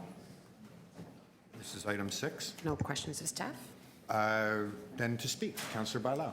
No deputants? Okay, so I would like to move staff recommendations, and I'd just like to thank everybody that has been working on this. This is quite an exciting project for the neighborhood because this is an employment building. So it's not residential. We're actually building jobs. It's all timber. So we're quite excited to bring jobs, to bring new ways of getting the built, and to see this moving forward. So thank you to planning staff. We've had some challenges along the way, but I think we've overcome everything, and it's good to be here and to see this moving forward and to create complete communities. And I wish I had a picture to show you because the building is actually quite stunning with the timber technology that you see all from the outside. It's we're actually quite excited about using this technology in there. So thank you, everybody, and I hope I can get your support. Okay. Any questions of the mover? No. Any questions? Sorry, anyone else to speak? No. So on the item, all those in favor, opposed, carried. Item TE 7.7, Alexandra Park and Atkinson Housing Co-op Revitalization, 571 Dundas Street West, 91 Augusta Avenue, 73 through 75 Augusta Square, official plan amendment, zoning bylaw amendment, rental housing demolition and conversion, phase 2, final report. I have a number of deputants. First, Alban Olive. Please come forward. Take a seat, make yourself comfortable.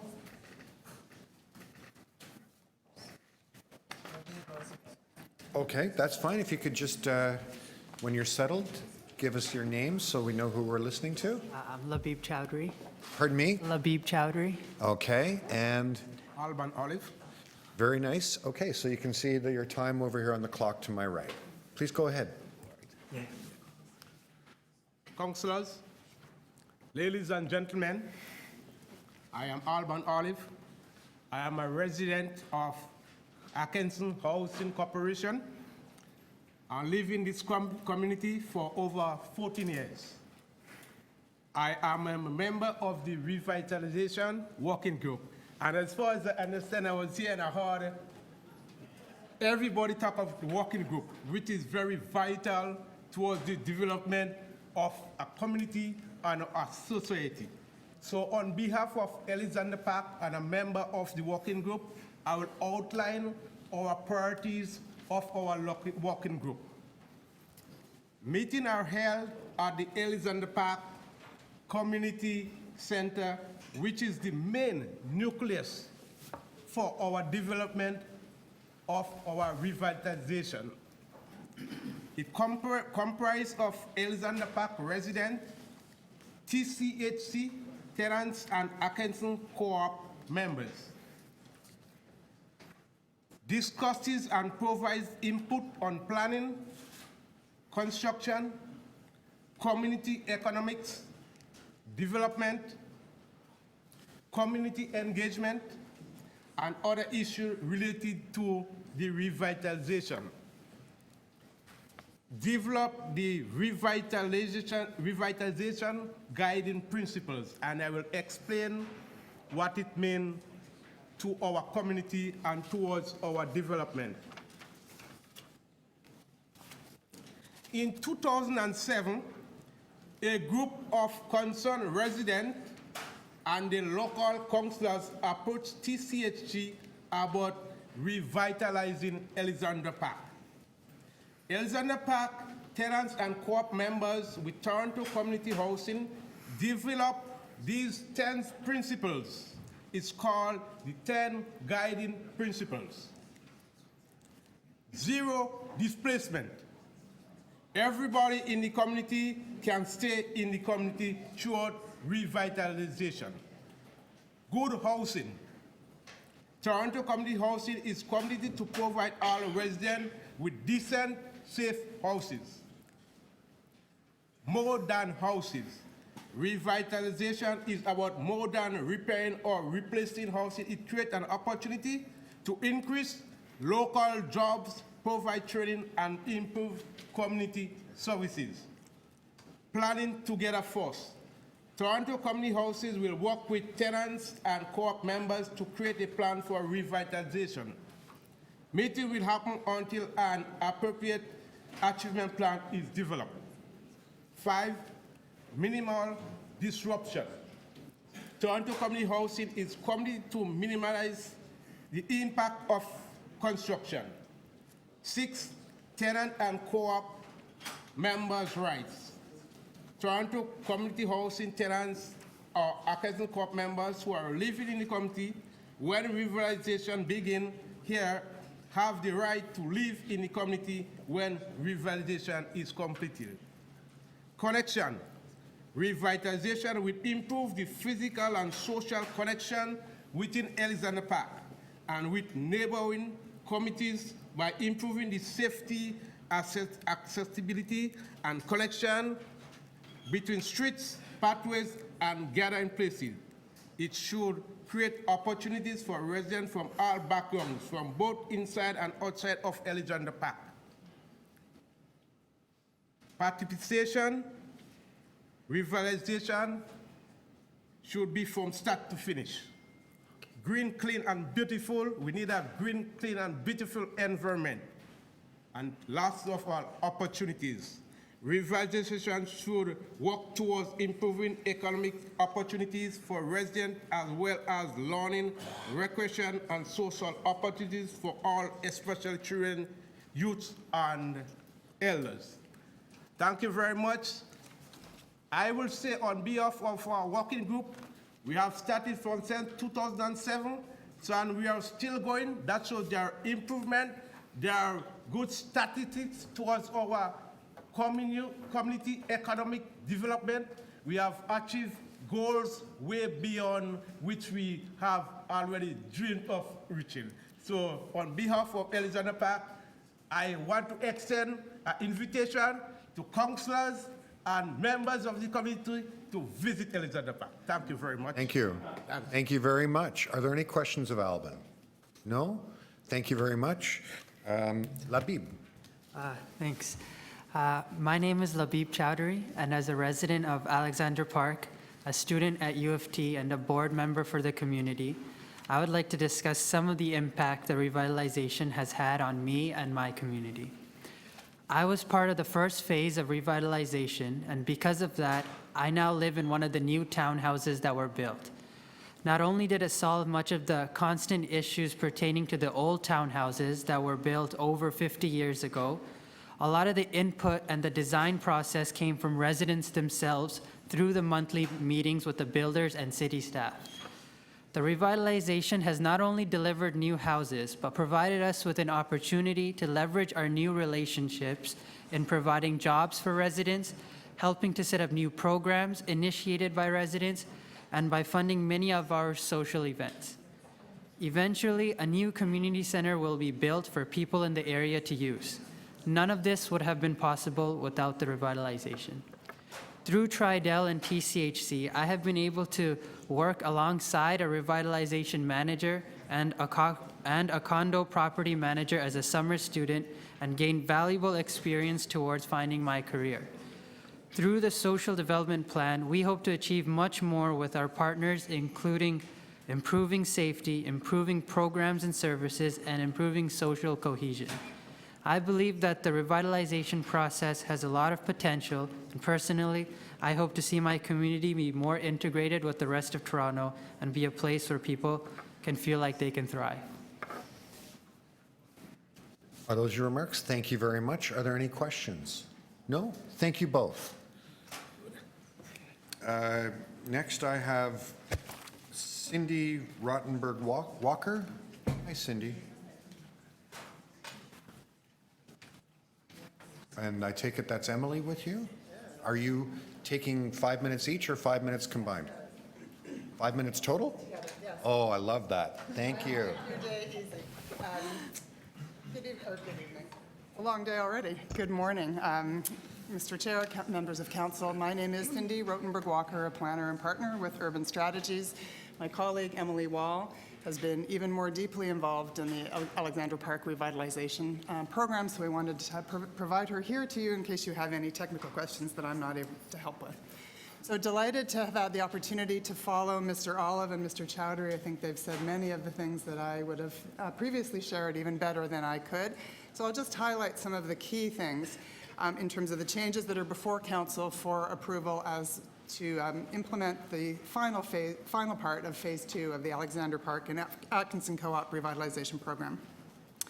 So I think that it's been shared, and this is a theme for this morning's conversation, so I really just want to echo it again, what an active collaboration this project has been between my firm, my clients, who are both represented here, Tridel, and the Toronto Community Housing Corporation, also here to answer questions should you have any, and also very much with city staff. It has been a lot of back and forth, a lot of productive conversation to get to where we are in terms of something that we're all very proud of that meets a whole variety of obligations and expectations in a very integrated way. So Mr. Olive has already taken you through the key principles, what we call the guiding principles, which absolutely underpin the work since it began in 2002. So I won't go there again. I think that we have been able, because the project has been phased, to learn from the best of what has come forward during Phase 1 of the development, which is essentially all of the land here south of Paul Lane Gardens and virtually complete, and to carry those strong pieces forward, but then also to adapt the plan and to make more positive changes in terms of the Phase 2 piece, which is before you now. And I'll just summarize some of those key changes.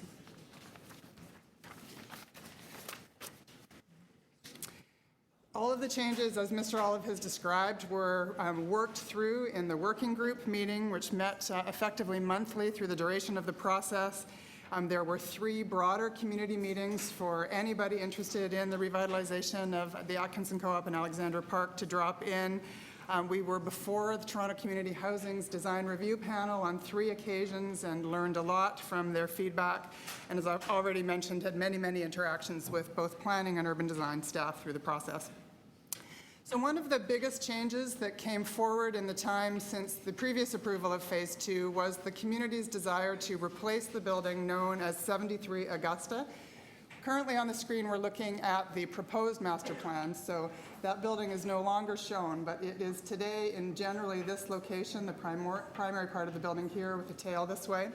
It was the community's strong desire to have the opportunity that rather than refurbish that building, to now fully replace it. So that and other things have driven a fair amount of massing and site planning change, and again, a convergence of opportunities. One of the other key things that the community sought was a desire not to have stacked townhouses, so townhouse uses one on top of another. Another key piece of the plan that was in shifting. As a result of some of this work, we were able, because 73 Augusta was to be replaced, we were able to provide a brand-new child care center rather than a refurbished one. That is currently in active planning stages. It will be located here in this Toronto Community Housing building fronting Dundas Street. One of the other possibilities with this rework was to strengthen what had already been a strong community spine through the middle of the site and to extend the amount of park space found in this location. But as you can see now, Vanolly Street becomes Vanolly Walk and connects straight through to Dundas. And so again, I think on Mr. Chowdhury's earlier comments about his excitement about Alexander Park being an integrated part of the city fabric, our team all feel very strongly about the opportunity that this very clear connectivity that has been achieved will deliver to that aspiration. The pink piece that you can see here in the center is the new community center, which will replace the existing facility roughly in this location. It will have a minimum floor area of 2,000 square meters, which is approximately 3 times the size of the existing community center. Obviously, very high level of excitement around that possibility. The programming study has been underway just to be able to collect ideas. The more detailed design process will follow as for the park. And then I think just the last thing that I wanted to say was that the planning process and the resulting built form has allowed for extra space in an appropriate delivery in terms of massing and height to provide for up to another 112 affordable or social housing units beyond the replacement of the 806 existing Alex Park and Atkinson Co-op units. So the delivery of those units will be dependent on funding being available, but they have been provided for in the plan, and we all feel very strongly about that. And those are your remarks? Those are my remarks. Thank you very much. Are there any questions? Seeing none, thank you very much for your presentation today. Next, I have Stephen Vasilev. Stephen, are you here? You have to apologize if I mispronounce these. I'm getting little printed handwritten notes here. No? Charlene Cottle?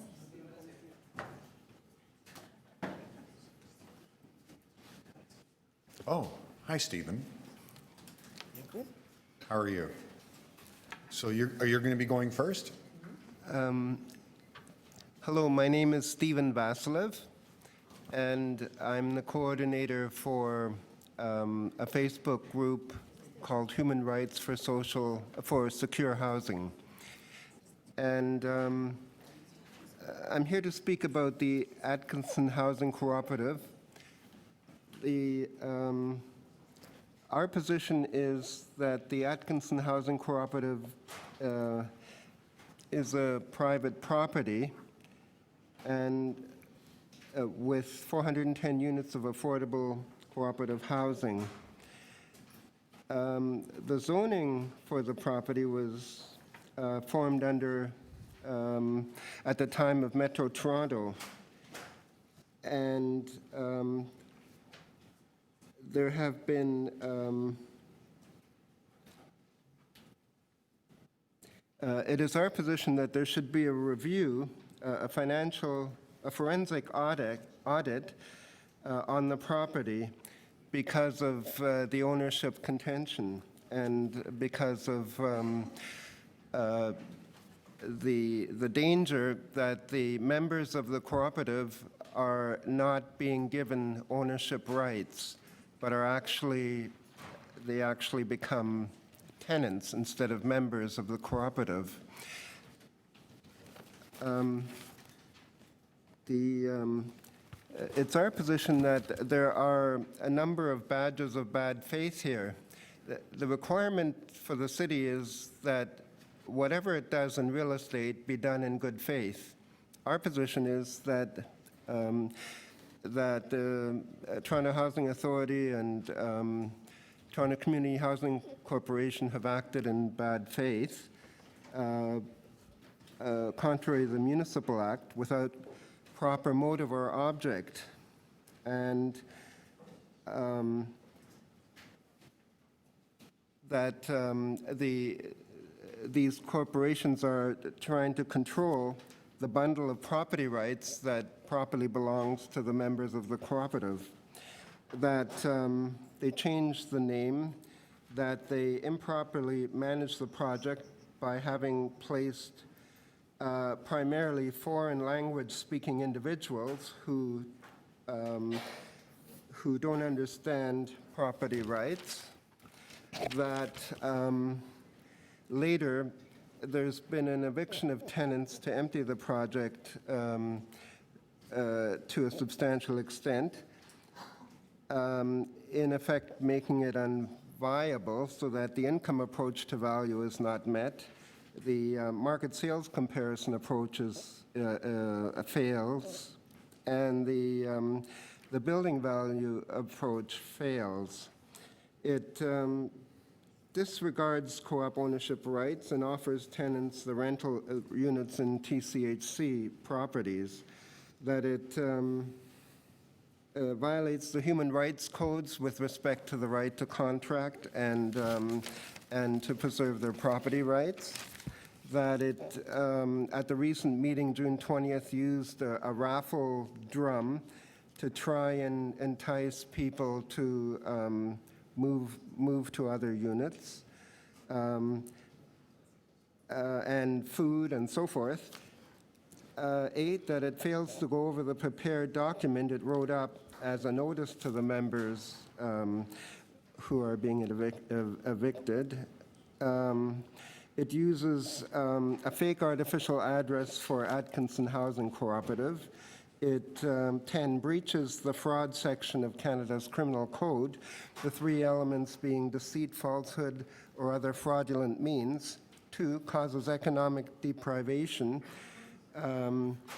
putting pecuniary interests at risk. And 3, commits mens rea, guilty or knowing mind. And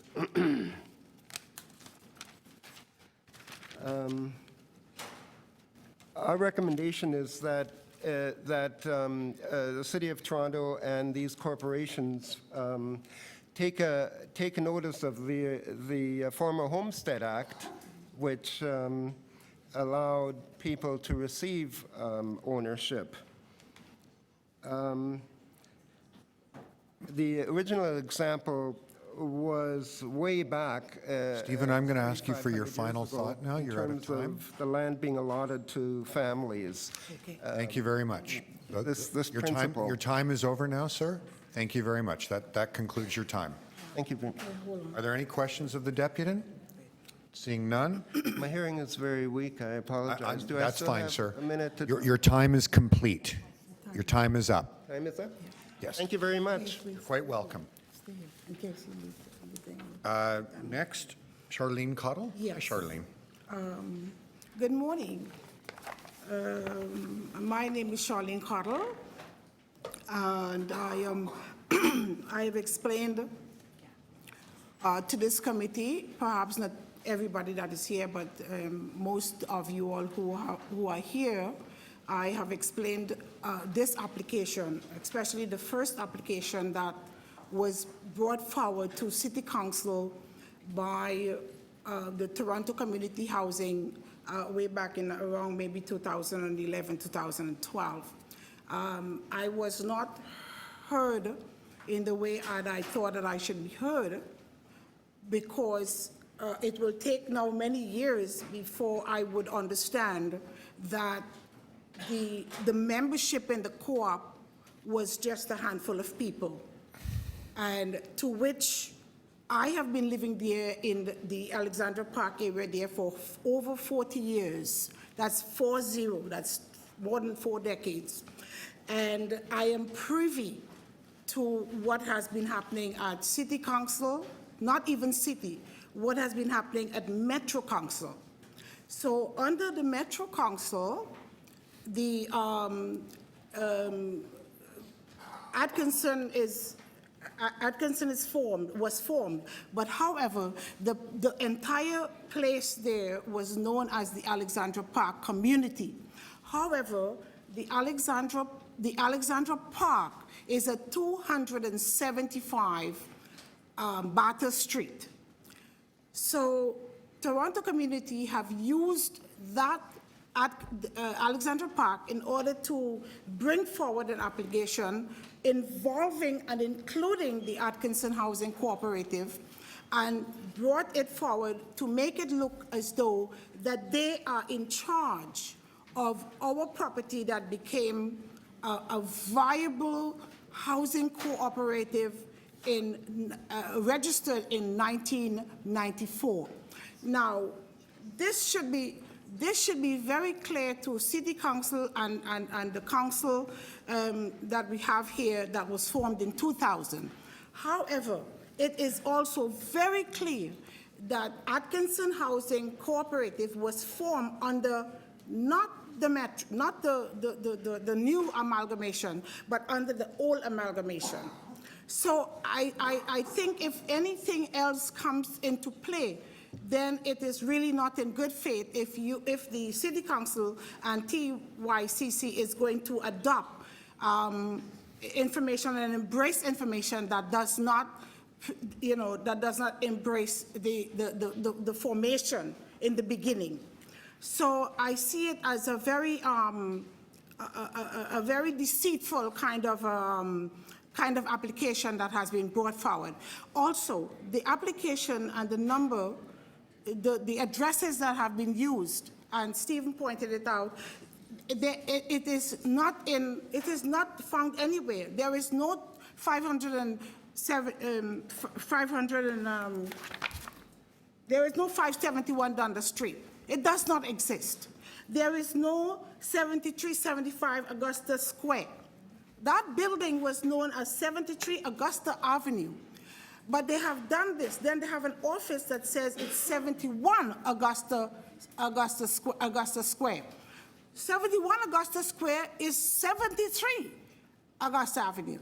So, City Council, if you young men and women want to be honest with yourselves and do the right things, act in good faith towards a viable community neighborhood that is a legal cooperative, then TCHC cannot be involved as the national housing for the city of Toronto in order to do what they are doing. It is absurd. It is also wrong, and I think there is a lot more needs to come into play, and I think that you members of council have to be very honest with yourselves and ask for this to be deferred indefinitely, so that you all can make a better decision with regards to our community. It's a theft. Thank you. That concludes your time, Charlene. That is going on. That concludes your time. And I think you all should be. That concludes your time, Charlene. Thank you. Thank you. Are there any questions of the deputant? Seeing none, thank you very, very much, both of you. That's the end of the list that I have, but I'm going to make a call. Are there any other members of the public who wish to make a deputation on this item? Yes. If you could come forward and tell us who you are. Courtney. Jay, can you just make sure that the red light is lit up in front of you there?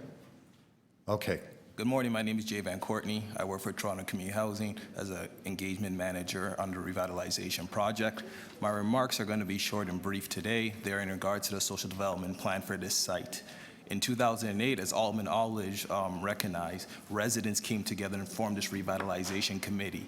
They developed 10 principles, and in their very early judgment, they created one critical one. It's about enhancing opportunities. They saw the revitalization as more than bricks and mortar. They talked and they knew about the social infrastructure that was needed to support the community as it goes under this change process.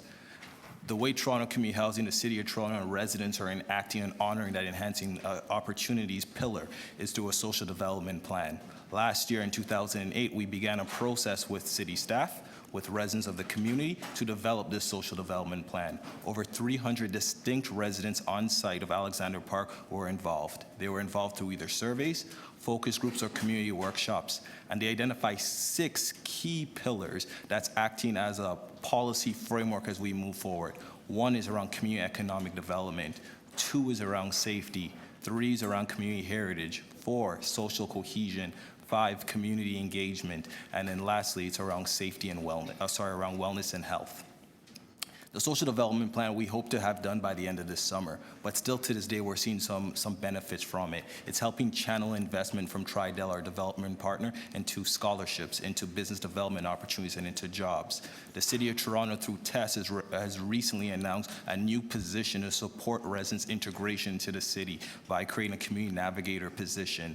This is really exciting, and we don't have a plan yet. Residents are building a lot of momentum for the plan. They're seeing the ability to transform their community and to deal with long-standing social issues. Again, the revitalization is more than bricks and mortar. It's also about the social transformation. Toronto Community Housing is committed to that mission, and we ask you that you consider that as you consider this application. Are those your remarks? That's it. Thank you. Are there any questions of the deputant? No? Thank you for coming, and thank you for the work you do. Are there any other members of the public who wish to make a deputation on this item? Seeing none. Any questions of staff? No? To speak? Councillor Cressy? Thank you, Mr. Chair. I'll begin by placing 2 amendments, which are small in nature, and we've worked with staff. One is around the word minimum in size of the new community center, a minimum size there, and the second relates to the timing of the demolition permit. We're in year 13 of an ongoing revitalization in AP. And I want to take a step back. Many of you have revitalizations in your communities, and some of you may have revitalizations to come, to talk about what is the objective of the objectives of revitalization. The first is to correct mistakes of the past. In the case of Alexander Park, we have a historic neighborhood that has existed for more than 100 years, but in the 60s, it was centrally planned and walls were put up. They created physical and psychological barriers within a neighborhood, and it also did not contribute to a mixed income neighborhood. So on one hand, revitalizations are about correcting some of those mistakes on the past. The other objective has to be, and I think Councillor Fletcher has talked about this recently, is that it's not just to refurbish existing units, it's to build new affordable housing units. That's an objective. But fundamentally, revitalization is not about building buildings. If you go into a revitalization process and this is simply about raising funds to build new housing, then you failed before you started. Revitalization is fundamentally, and we heard it from representatives from the community, about people. It's about tearing down those walls that have been put up. It's about developing social infrastructure to ensure that people can thrive in a community. It's about social and economic development and actually creating opportunities in underserved communities. And it's about strengthening existing binds and community cohesion. That's what it's about. One of the really interesting and hard things that has been done in Alexander Park, and this is something that has been since day one, a hallmark, is something called zero displacement. We could build, we're year 13 into what will be probably a 25-year revitalization. This could have been done very quickly if we tore down all the buildings, moved everybody off-site, built new buildings, and then told everybody to come back. And in the process, a community could have been destroyed. Kids go into their local school, seniors who have local community supports to receive it. So instead, a principle of zero displacement was put in place, which means that throughout the entire construction schedule, if you want to stay in the community, you can. It means construction is slower, but it means that strong community cohesion exists. And so if anybody thinks that the purpose of revitalization is simply to sell land to raise money to repair units because tax dollars aren't being put into repairing units, that is not the case, and that's not an acceptable argument to make. Revitalization is and has to be about building upon already strong neighborhoods. If that is the forefront of how you enter into a revite, it will work. And so with that, I will simply close to say that in my 5 years representing AP, It has been working in AP has been the most rewarding part of my job. To earn the trust of the neighborhood, and then once that trust has been earned, to feel like you're part of an extended family has been deeply meaningful, especially in a culture at City Hall where we're constantly fighting to go in and work with and build community every single day, with community members who lead in their community, even while far too often being marginalized by those in power, but never accepting that marginalization and striving for and demanding what's theirs. It has been an exceptional privilege. And my predecessor, as many of you know before I got elected in 2014, I do want to acknowledge MP Vaughan, former Councillor Vaughan. This was a true passion project for Adam. His sense of love to this community is sincere and deep, and so I want to acknowledge Adam, and finally acknowledge and thank, as we move forward in the second phase on the Revite, the community members who hold us to account every single week and every month in our monthly Revite meeting that goes on and has gone on for 13 years. The community members who lead this process and own it, Toronto Community Housing, who often gets a bad rap, but I'll tell you, in AP, TCHC is there every step of the way. Our development partner in Tridel and our city staff, who understand the purpose of revitalization. This is more than simply buildings and built form. This is about a true inclusive neighborhood. And I want to thank our city staff for not only embracing that vision, but helping to move it forward. Thank you. Any questions of the mover? No? Any other members to speak? Sorry, sir, no. No? With that, so we'll take the amendments and the item together as one. All those in favor? Opposed? That carries. Thank you very much. I'm now going to call TE 7.8, 30 Bade Street and 60 Harbor Street zoning amendment final report. Are there any members of the public who wish to make a deputation on this item?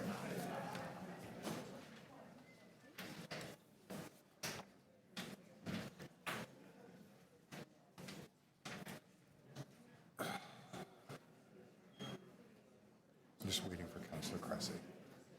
Councillor Cressy? Where did Councillor Cressy go? Got up and ran away. Okay, so I'm going to hold down item 8 for a moment, because that's Councillor Cressy's.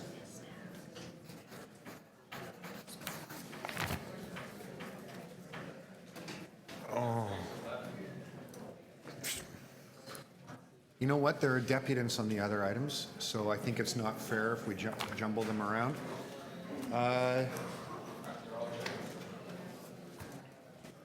So we're going to take a moment and relax. Everyone just breathe, enjoy the great June indoor air.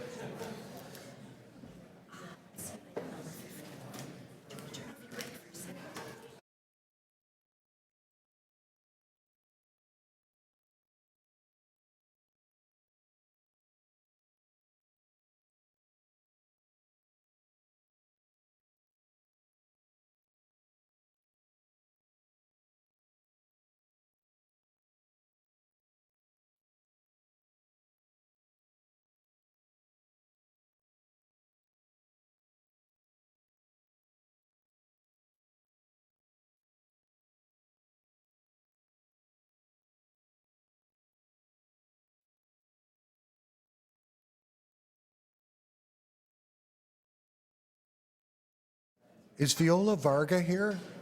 Viola? Viola Varga? Viola Varga. No, they're not here.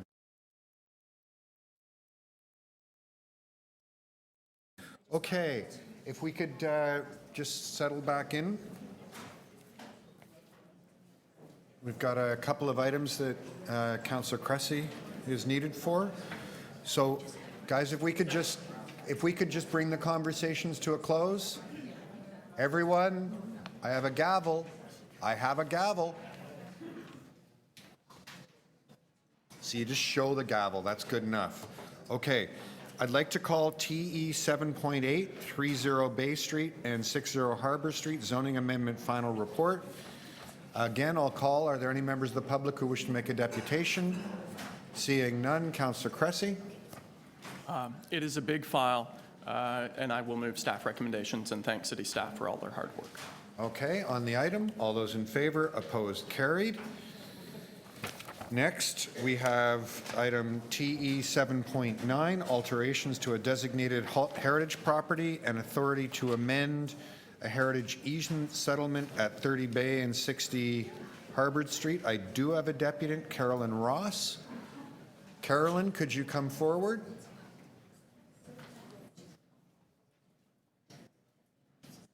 No?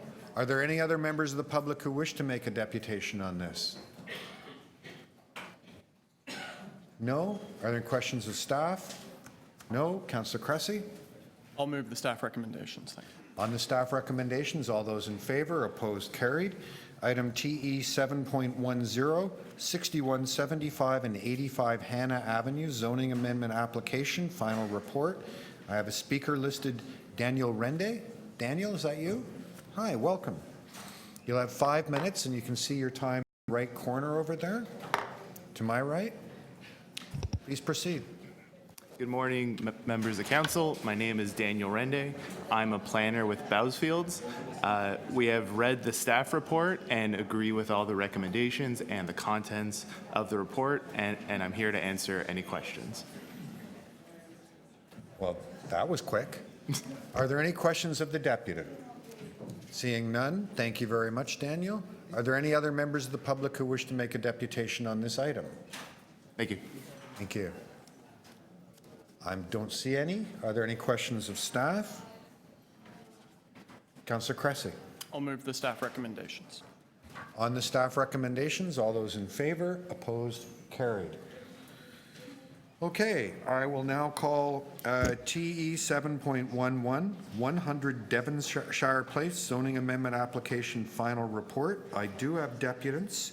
The first listed I have is Ann Coven from the Mass Timber Institute. Good morning, Ann. You have 5 minutes, and you can see your time off here to my right. Is my microphone on? Yes, it is. Thank you. Yes, my name is Ann Coven. I'm a forester. I teach part-time at the University of Toronto Faculty of Forestry, and I'm here in my role as a director of the Mass Timber Institute. I would like to thank Council for your decision to proceed with 100 Devonshire, which is a 14-story mass wood academic tower that we're very proud at University of Toronto for having pursued this proposal, and it will certainly put us on the map and Toronto with respect to mass timber technology. The Institute launched in October 2018, and we are a national network of organizations interested in connecting the dots between research and education and mass timber end users.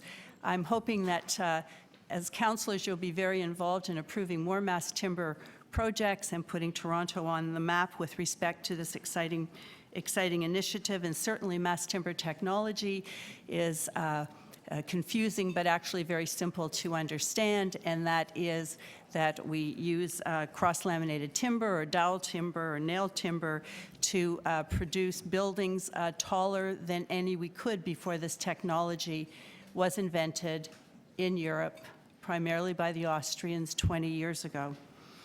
Our mission, again, is to connect the dots between designers, architects, and builders, and researchers and educators. And we believe this multidisciplinary approach will serve Canada well as we try to catch up with Europe and the United States. I bring to your attention one of the first mass timber buildings in Toronto was the Art Gallery of Ontario. And you're all familiar with the beautiful Galleria Italia. That is made of mass timber construction. And again, we're talking about pieces of wood that are bound together to make the structure stronger than it would be with wood alone. Also of interest, of course, are the environmental benefits of building with mass timber, which involve reduced carbon footprints compared to the production of concrete and steel.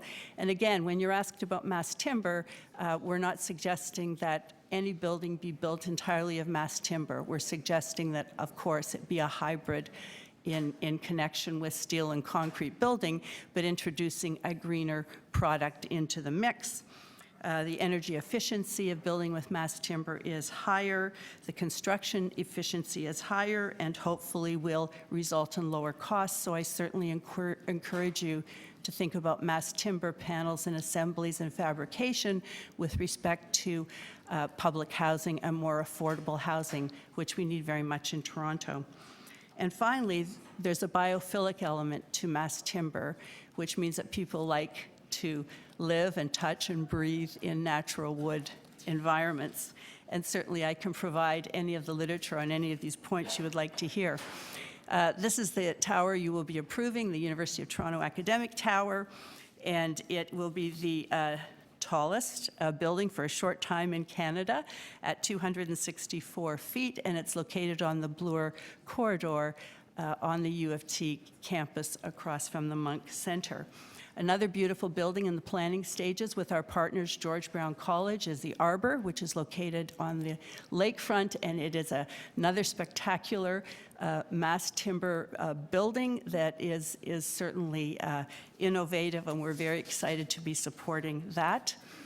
There are other buildings being planned and underway in Toronto. One is the T3 Bayside building, which will be office and commercial on the quayside, and certainly demonstrates, as the Wade Street development does, and I certainly commend the designers and developers on Wade Street, the commitment of architects and designers and engineers to this new form of building.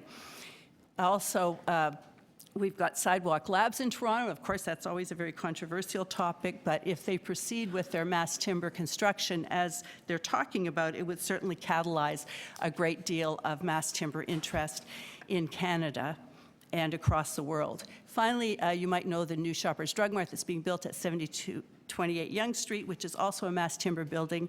And the biggest market for mass timber is not in iconic tall buildings, but in low to mid-rise buildings.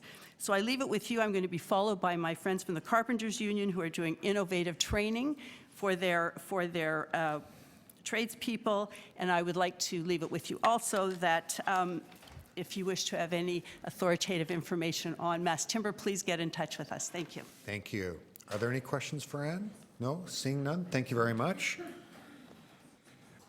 Next, I have Elliot Jacobs. Elliot?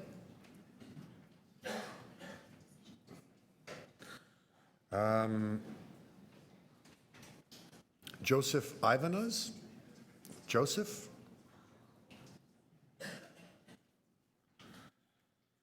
Sean Blake and Samir Silvestri? Finally someone who wants to depute. Hi, guys.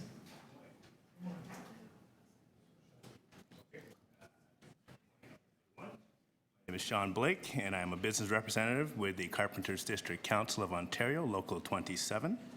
I'm here today to speak on behalf of the Carpenters Union and its support of the necessary zoning amendments to move forward with the proposed mass timber project at 100 Devonshire. The Carpenters Union represents over 8,000 carpenters and skilled tradespeople in Toronto who are all deeply dedicated to building a bright and prosperous future for this wonderful city. The project at 100 Devonshire represents exactly that. A shining example of the future of both the City of Toronto and the potential to make Toronto become a hub for good-paying green jobs and the burgeoning and exciting mass timber sector. For these reasons, the Carpenters wholeheartedly support the recommendations of City staff to make the necessary zoning amendments to allow the 100 Devonshire project to move forward. As many of you on committee are aware, Toronto is already experiencing design and resource benefits of mass timber construction. And as the previous deputant had listed, the Art Gallery of Ontario, the Toronto Public Libraries, the 100th Library in Scarborough. Beyond few mass timber projects which have already been completed, the industry is growing at a fast rate. Other than the 100 Devonshire, there are other projects that are either in the works or already underway, and they include, as the last deputant did state, the Shoppers Drug Mart flagship store at Yonge and Charles, the Atlantic Hallmark project in Liberty Village, and George Brown's The Arbor. As such, it's clear that the opportunities provided by mass timber are being realized by Ontario's leading infrastructure developers, and the space to develop partnerships in a new era of mass timber certainly exists. However, the benefits of mass timber stretch far beyond the city limits, our city limits. The sector can provide great employment opportunities in parts of Northern Ontario that have seen job loss from their lumber mills shutting down. The use of mass timber can help turn that around by providing quality jobs in the forestry sector. Additionally, by becoming a world leader in the sector, Toronto has the opportunity to show great leadership on climate change issues by helping to create good green jobs and promoting better carbon management through its use of mass timber over more conventional and often more environmentally damaging construction materials. Also, the fact that wood actually absorbs carbon out of the air actively, which is another climate-friendly element. But working with mass timber requires a specific skill set and an advanced understanding of timber construction in order to be completed safely and to last into Toronto's bright future. In this way, the Carpenters Union have realized the opportunities provided by mass timber and developed comprehensive training programs which will teach our already highly qualified members how to correctly work with and construct mass timber buildings. Through our 12 training centers across the province, the carpenters have the ability and resources to produce highly skilled tradespeople needed to complete the project at 100 Devonshire and others like it across the city and province. In this way, the Carpenters Union can ensure this committee that the skilled tradesperson needed for the project are readily available and more than able to complete this project to the standards the citizens of this great city expect and deserve. In closing, the Carpenters are delighted to have the opportunity to work with the city and, of course, the University of Toronto to hopefully create the shining new example of potentials of mass timber at 100 Devonshire, and one which will show Toronto is the hub for mass timber construction in North America. And as such, the Carpenters support the necessary zoning amendments for 100 Devonshire. Thank you. Did you have some remarks as well? Yes, I do. Please, go ahead. All right. Yanutsi, and I'm a business representative of the Carpenters Union Local 27. And in particular, I'm responsible for representing the members of the carpenters who perform work at the University of Toronto. I'm here today to speak on behalf of the Carpenters Union and in support of the necessary zoning amendments to move forward with this proposed mass timber project at 100 Devonshire. As a former employee of U of T and one who is currently responsible for our members on the campus, I'm extremely proud to support the proposed project at 100 Devonshire, and moreover, extremely proud to support yet another example of stunning mass timber construction in the City of Toronto. For these reasons, I would like to reiterate the Carpenters' wholehearted support for the recommendations of city staff to make the necessary zoning amendments to allow the 100 Devonshire project to move forward. As my colleague noted earlier, Toronto, and indeed the construction industry as a whole, is experiencing a mass timber revolution, which is leading to numerous new timber projects across the city. The mass timber opportunities which are being realized across the city are enormous. And from the perspective of a former employee of U of T, I could not be happier to see a centerpiece of mass timber design and construction come to the university's campus. The University of Toronto already serves as a point of pride in the city. It is a mixture of Victorian and contemporary architecture, provides inspiration to students and citizens alike. In addition to this, its campuses provide an attraction to thousands of tourists yearly. Given the stunning beauty of the planned building at 100 Devonshire, it will clearly only serve to boast the tourism and attendance draw to the university, thus providing even greater benefits to the city. As a result, the potential addition of a 14-story mass timber structure at 100 Devonshire is an exciting prospect to the University of Toronto, one which the union believes will provide inspiration to Toronto's next generation of great innovators by providing a shining example of what can happen when we think outside the box. Sean has already spoken about the top quality training by the carpenters in helping to produce the skilled tradespeople needed to complete mass timber projects. As such, I would like to highlight the exemplary work of the carpenters at U of T and our continuing commitment to building the future of the city. The carpenters have been working on U of T's campuses for over half a century. Our members built Robarts Library, the Goldring Center for Athletic Performance, and most recently, the Myhall Center for Engineering.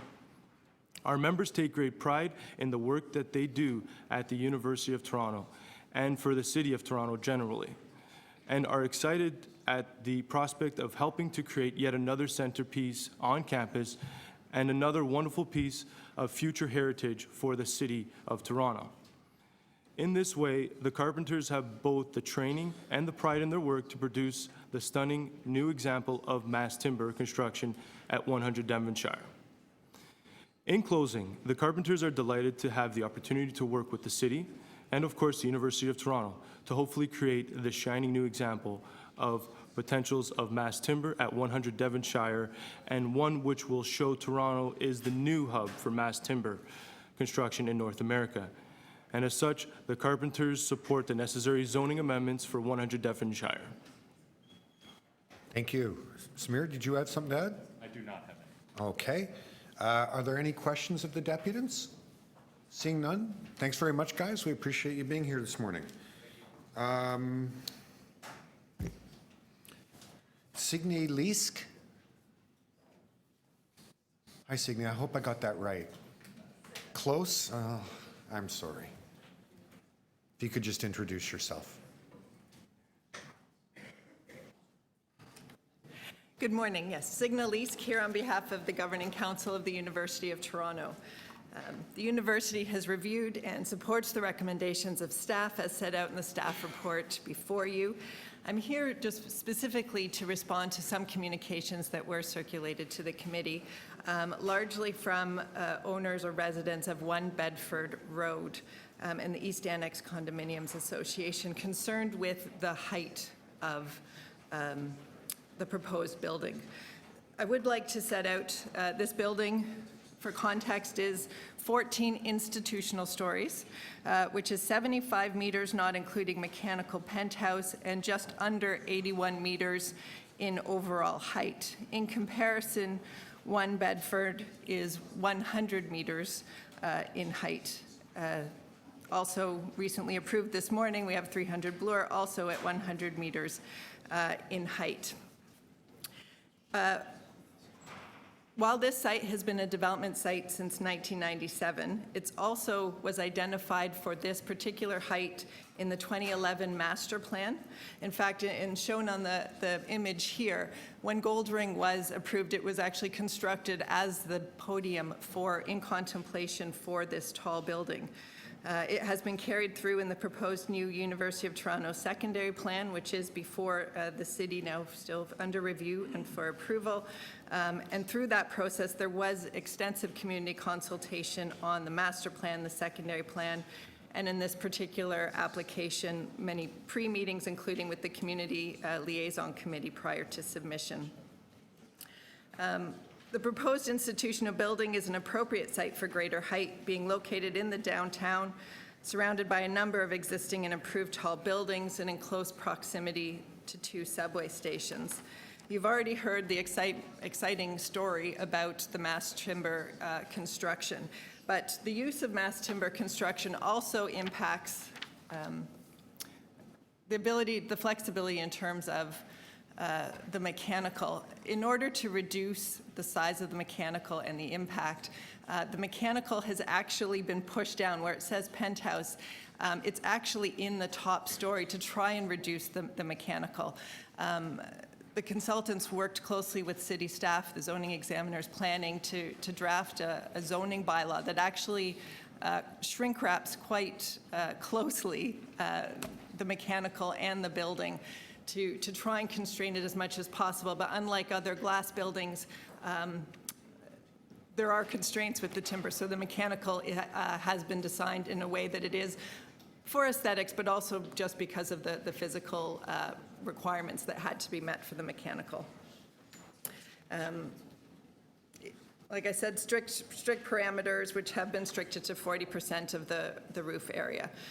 So we do, as it relates to the zoning bylaw, request that this committee adopt the recommendations of staff who've carefully and thoroughly considered the application in the report and considered the surrounding context and policy framework. And I'd be happy to answer any questions. Thank you very much. Are there any questions of the deputy? No? Seeing none, thank you for your deputation today. Have a great day. Are there any other members of the public who wish to make a deputation on this item? Seeing none, any questions of staff? No? Councillor Layton? Yes, I'm happy to move the staff recommendations and just point out this is one of several applications that will be coming forward from the University of Toronto for improvements to the facilities there. Not all of them have such limited opposition from the local community. You will, in your package, have a couple of letters from a resident association across the street. But generally speaking, I think that there is support for the expansion of institutional facilities like this in the U of T secondary plan area.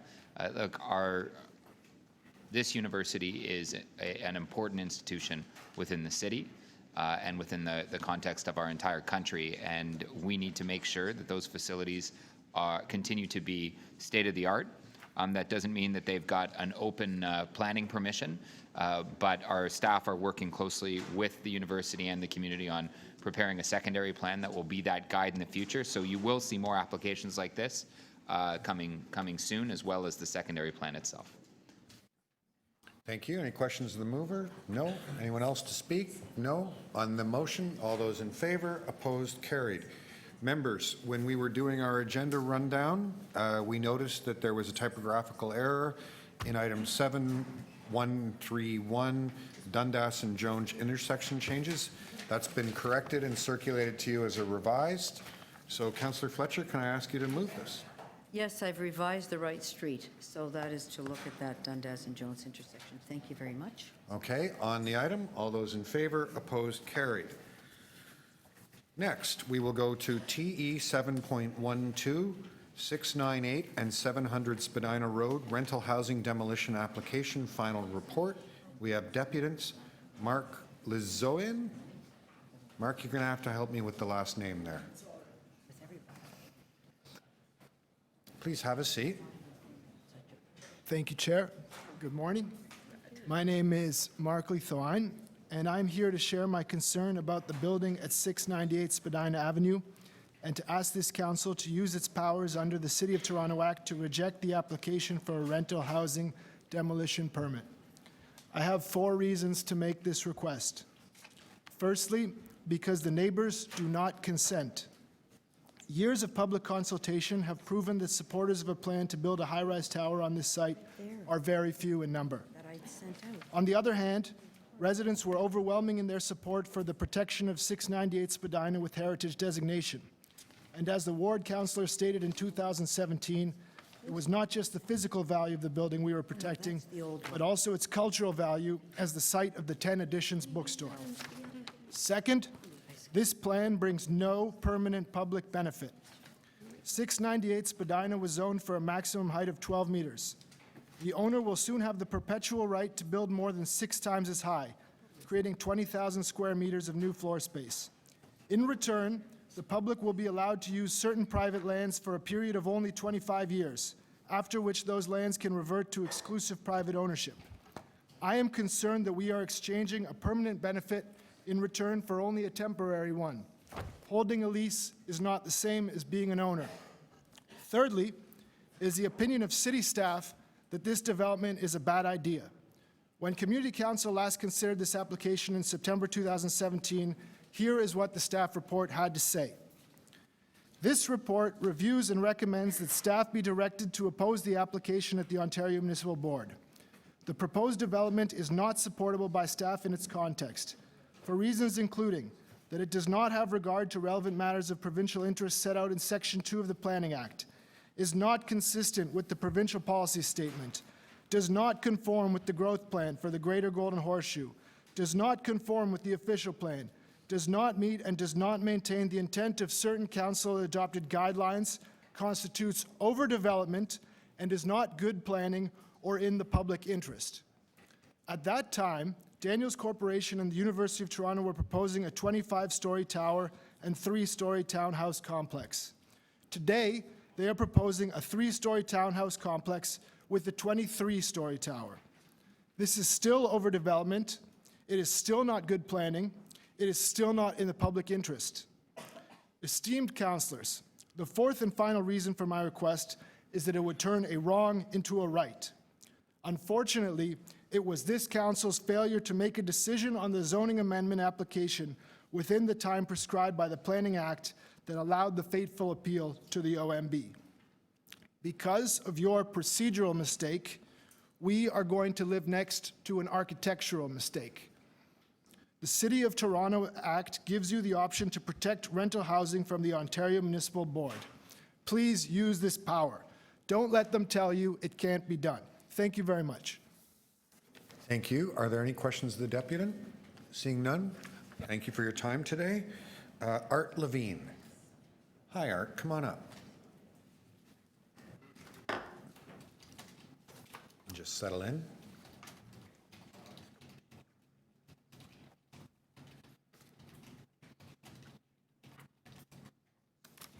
I think in your introduction, you referred to the address as Spadina Road, and it should be Spadina Avenue. I just noticed that. I apologize. Common mistake. Anyhow, yeah, my name is Art Levine. I've been living at 698 Spadina Avenue since 1979. As the day approaches when the residents of 698 and 700 will have to move out to make way for the U of T student residence, my neighbors and I are becoming increasingly concerned about the rent gap ceiling. In a meeting with the tenants on May the 9th, this was set at $2,282 a month, and I gather that this amount is based on CMHC guidelines. I'm no real estate expert, but my own quick survey of available apartments in the neighborhood made it clear to me that this is insufficient and that the market values are, in fact, significantly higher. I immediately sent an email to this effect to Christine Ono at City Planning, as did some of my neighbors. A few weeks later, we heard back to the effect that the U of T had raised the ceiling to $2,408 a month, which is where things currently stand. But the problem is not really solved. A cursory glance through the listings on Craigslist or viewit.ca will prove beyond any doubt that $2,408 a month is not enough to rent a suitable space that is a two-bedroom apartment to replace the ones we have now. Indeed, places around half that size are going for more than that. By my estimate, a more realistic figure for the rent gap ceiling would be $3,000 a month. It should be easy enough to check this out, so if what I'm suggesting here is true, then over the space of 4 years that we can expect to be living in this so-called interim housing situation, the difference between $2,400 and $3,000 will add up to nearly $30,000. So needless to say, that's a big ding on the cash register and would impose a substantial financial hardship on everybody. I wanted to speak to Council today just to argue, as I did in a comment I submitted by email a couple of days ago, that the rent gap ceiling should be raised to a level that more fairly and more realistically reflects the rents in the neighborhood. I put that at $3,000 a month. It seems to me that the current guidelines must be out of date or otherwise out of whack. My guess is that the same cash squeeze may be confronting tenants across the city if, as I imagine, the basic model for determining the rent gap ceiling is flawed. I'm coming to you with an immediate difficulty which I and my neighbors may be obliged to deal with in the near future, but it may also be the case that there is an underlying and more systemic problem. Like I say, I'm no expert, but I hope you can do something about this. And that's it. Thank you very much. Are there any questions of the deputant? No? Thank you. Have a great day. Okay, thank you. Signa, come on back up.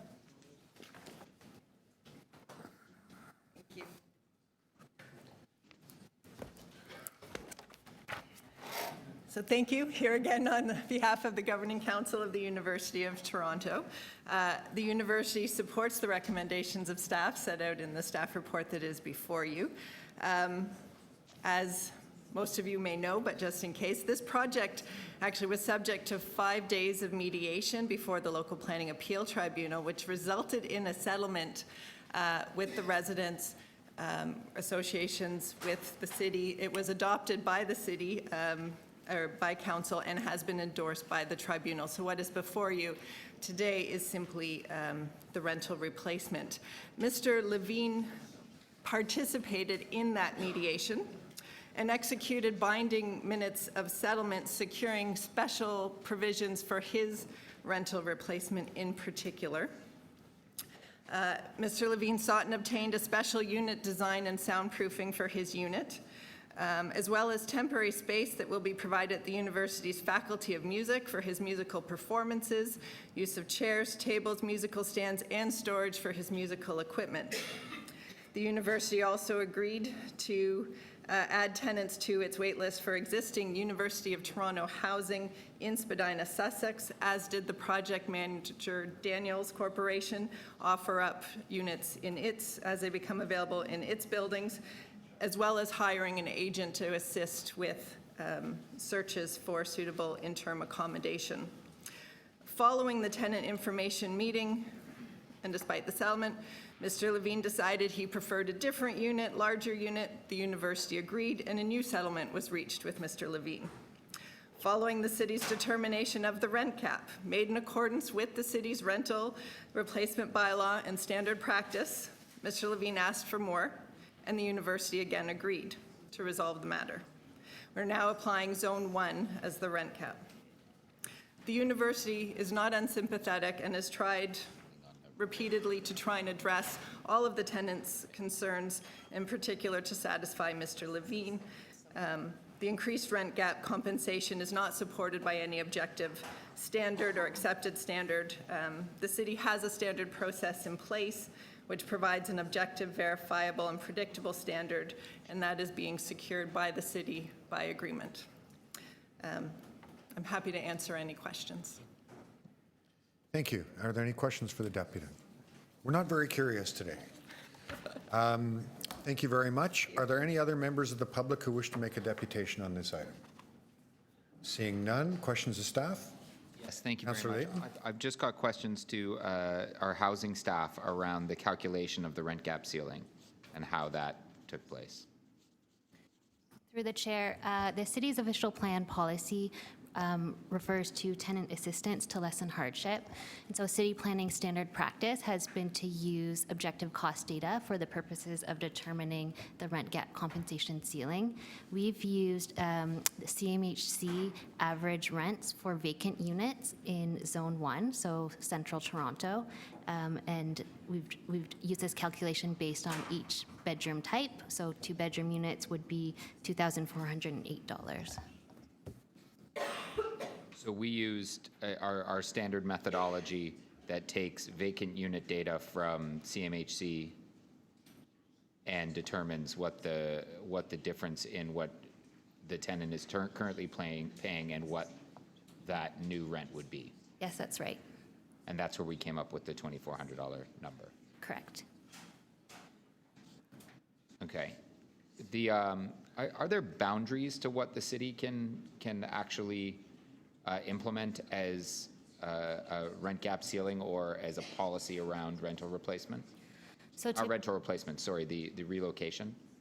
through the chair, typically we use boundaries based off of CMHC zones 1 to 4, and we average those out. In this instance, we've used just Zone 1, so Central Toronto. This is Bathurst to the west, DuPont to the north, DVP to the east, and the lake to the south, to provide a more favorable ceiling for these tenants. Sorry, my question was more around, and I think I worded it incorrectly, was more around, and it might be a question to legal, around what framework, how far can we go to ensure that that tenants are treated fairly? Tenants that are being relocated for redevelopment. I want to test the boundaries of this. We have a policy that we're using and implementing here to more favorable conditions, but if we were to say, try to go beyond that, what would the impact be? So I'll take a try at this.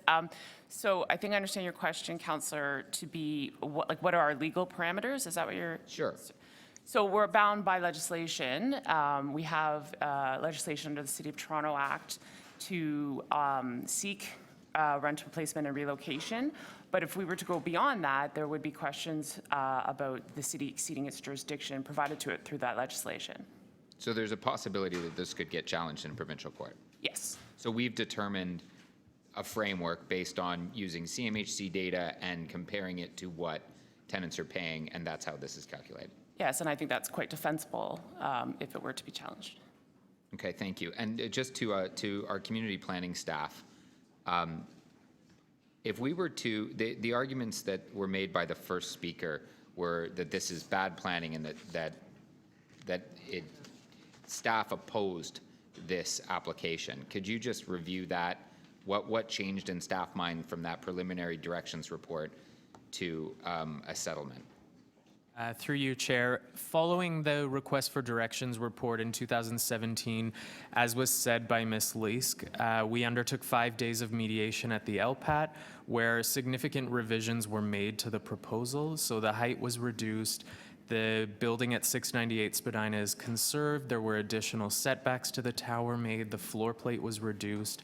And we did also secure some additional rental replacement provisions through that process.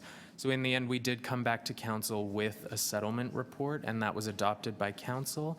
And so now we're dealing today with the rental replacement, which was deferred pending that consideration. So if we were to reject this rental replacement, does that done anything to the planning approval that was granted? No, it doesn't. Okay, thank you. Are there any other questions of staff? No? To speak, Councillor Layton. I'll move the staff recommendations that's presented. I think my understanding is that the university, along with the developer, are still examining what's possible so that we achieve a better result for the tenants, and that I hope between now and City Council. I spoke with the university last night, as late as last night, where they were still undertaking a review to try to make to try to ensure that they had suitable accommodations for all of the tenants, and I'm quite hopeful that we'll be able to achieve that by the time council rolls around. In the meantime, this is an important development for the university from a student housing point of view, and it is something that we need to pursue. I won't respond to the appropriateness of this size building on this particular site. The city has, and we voted on it, the city has adopted a settlement at the board. Sometimes we make them because of the threat of what could happen otherwise. And so this does nothing, though, to stop that permission. And I'm hopeful that we can get a better result for the tenants in the continued negotiation. Thank you, Councillor Layton. Anyone else? No? All those in favor? Opposed? That carries.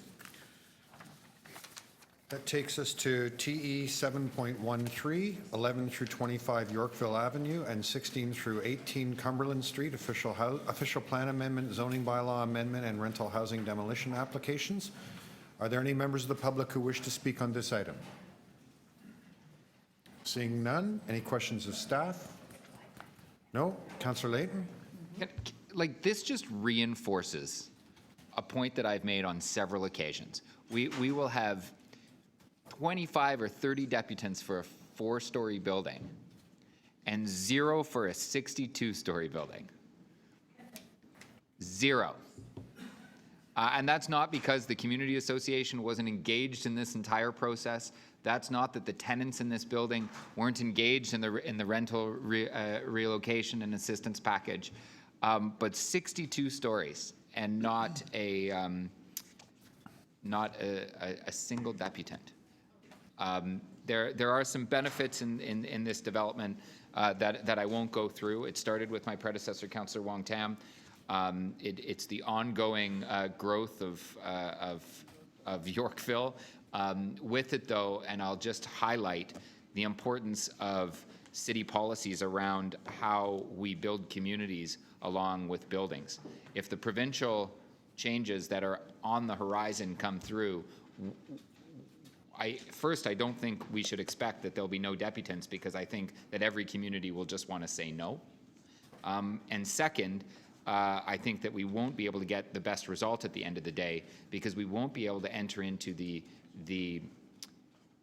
unique negotiations and agreements that we have around green space, encumbered and unencumbered, around the use of community benefit to enhance the quality of life for all residents, including the new ones coming. We won't have that flexibility.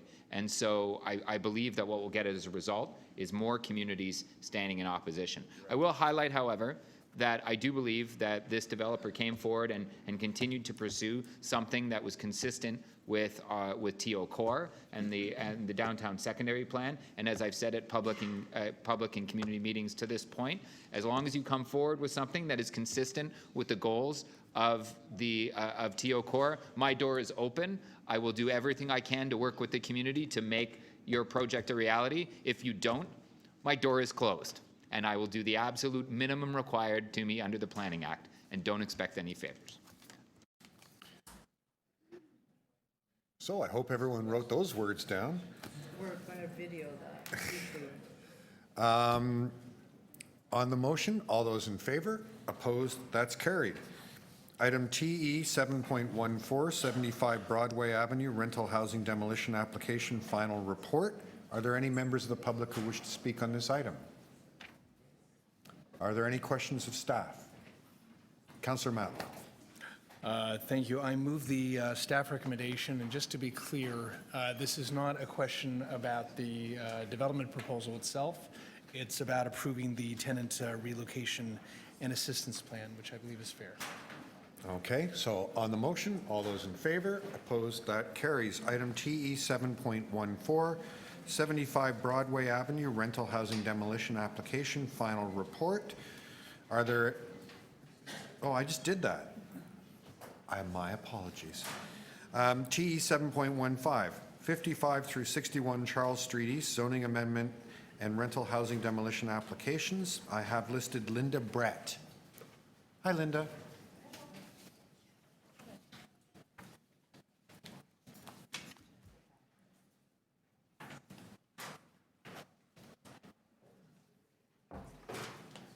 You all set? I believe so. You'll have 5 minutes, and you can see the clock over there to my right. And I'm left-handed, so it's really nice it's on the left. Good morning, Chair and members of the committee. My name is Linda Brett, and I'm president of the Bloor Street East Neighborhood Association, which is an incorporated not-for-profit organization.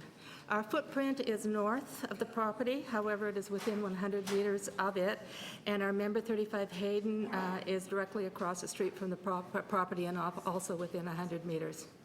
We're here today to support the project and request that a site plan construction management work group be required, to which BINA and 35 Hayden in its own right be invited to participate. That's the major thrust of this. I now want to make some personal comments. Further to that, in my own right, I have some concerns with how the legal entities within the projects will be managed on a go-forward basis. Whoops. The project has potential to have great success or a dismal failure, depending on how its cost-sharing and decision-making processes go in the future. This may be totally outside the scope of City Council. However, I do want Council to be aware. I know, but I want you to be aware, and if there's anything you can do to mitigate some of the issues that I know exist in co-sharing of two entities within one property. I have many examples of where things have gone wrong.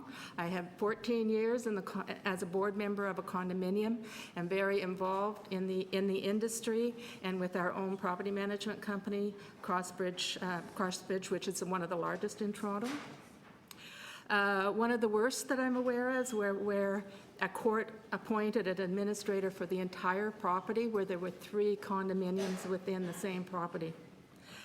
This legal structure has a possibility of having a condominium corporation with property in and of its own right, and of approximately 600 units, 500 to 600. I've read the report, I've forgotten which it is, and also a for-profit rental ownership with 100 units, which are under rent controls and under caps in this agreement. The cost-sharing agreements and decision bodies regarding the maintenance of all the shared properties and what happens to one party when one party doesn't pay according to the agreements, or et cetera, are very important. In here, we have garage sharing, lobby sharing, elevator sharing, exercise room sharing. And I'm just going to get to an issue of decision-making that is before the condo industry right now, that was before my board last night, which relates to elevators. One of the major elevator companies in Toronto has notified us that the door operators for the type of elevator we have and many buildings in Toronto have will no longer be available. The replacement of these are 15 years out in our reserve fund. We have an option to replace them today and wait to replace them today because there's a wait list for the new operators, or wait for them to fail, in which case we'll sit in a waiting list probably up to a year to actually get them fixed because there's no parts available to fix them. We have been told that what they are doing right now is taking the ones, like my building is going to replace them. We move it up into the reserve fund, we take the hit, we figure out how to manage it in the reserve fund. We're doing that. They will take our old ones. They'll take the parts that are good from it and try and repair some of the ones that break down that haven't made that decision. So if you've got a condominium of 600 people trying to use an elevator and a for-profit rental entity that has 100 units, how are they going to make that decision to service everyone that lives there? So I'm just giving that as an example. There's many other examples I could give you. Exercise room is another one with respect to liability. I note in the report it says that the exercise room will be available by the rental units, but it does not indicate who's going to own it and operate it. And the insurance with respect to usage, et cetera, is an issue. It is an issue in the industry because one of the major suppliers that provides maintenance service are no longer providing maintenance on a bi-monthly or a semi-annual basis. They're requiring a maintenance agreement of monthly. Okay, I'm going to ask you to wrap up there. Okay, that's all I That's I it? was really Okay. ready to wrap up. I was kind of watching. Thank you. Thank you very much. Are there any questions for Linda? No? Seeing none? Thank you. Are there any other deputants on this item? No? Any questions of staff? No? Sure, Councillor Wong Tam. Thank you very much. And just picking up where Linda, thank you very much for your remarks today. Just picking up where Linda had spoken about the potential of shared facilities amongst different ownership structures not working well, whether it's pooled costs to maintain loading docks and facilities or elevator and lobby upgrades. I recognize, and I think Linda's remarks also said the same thing, is that it's sometimes out of the scope of city planning, the actual ongoing operations of the facility. But is there anything that we can do between now and City Council that can reinforce that message of that the property owners will have to move forward together to work together, so that the residents who are living there and the community ultimately will have a better outcome?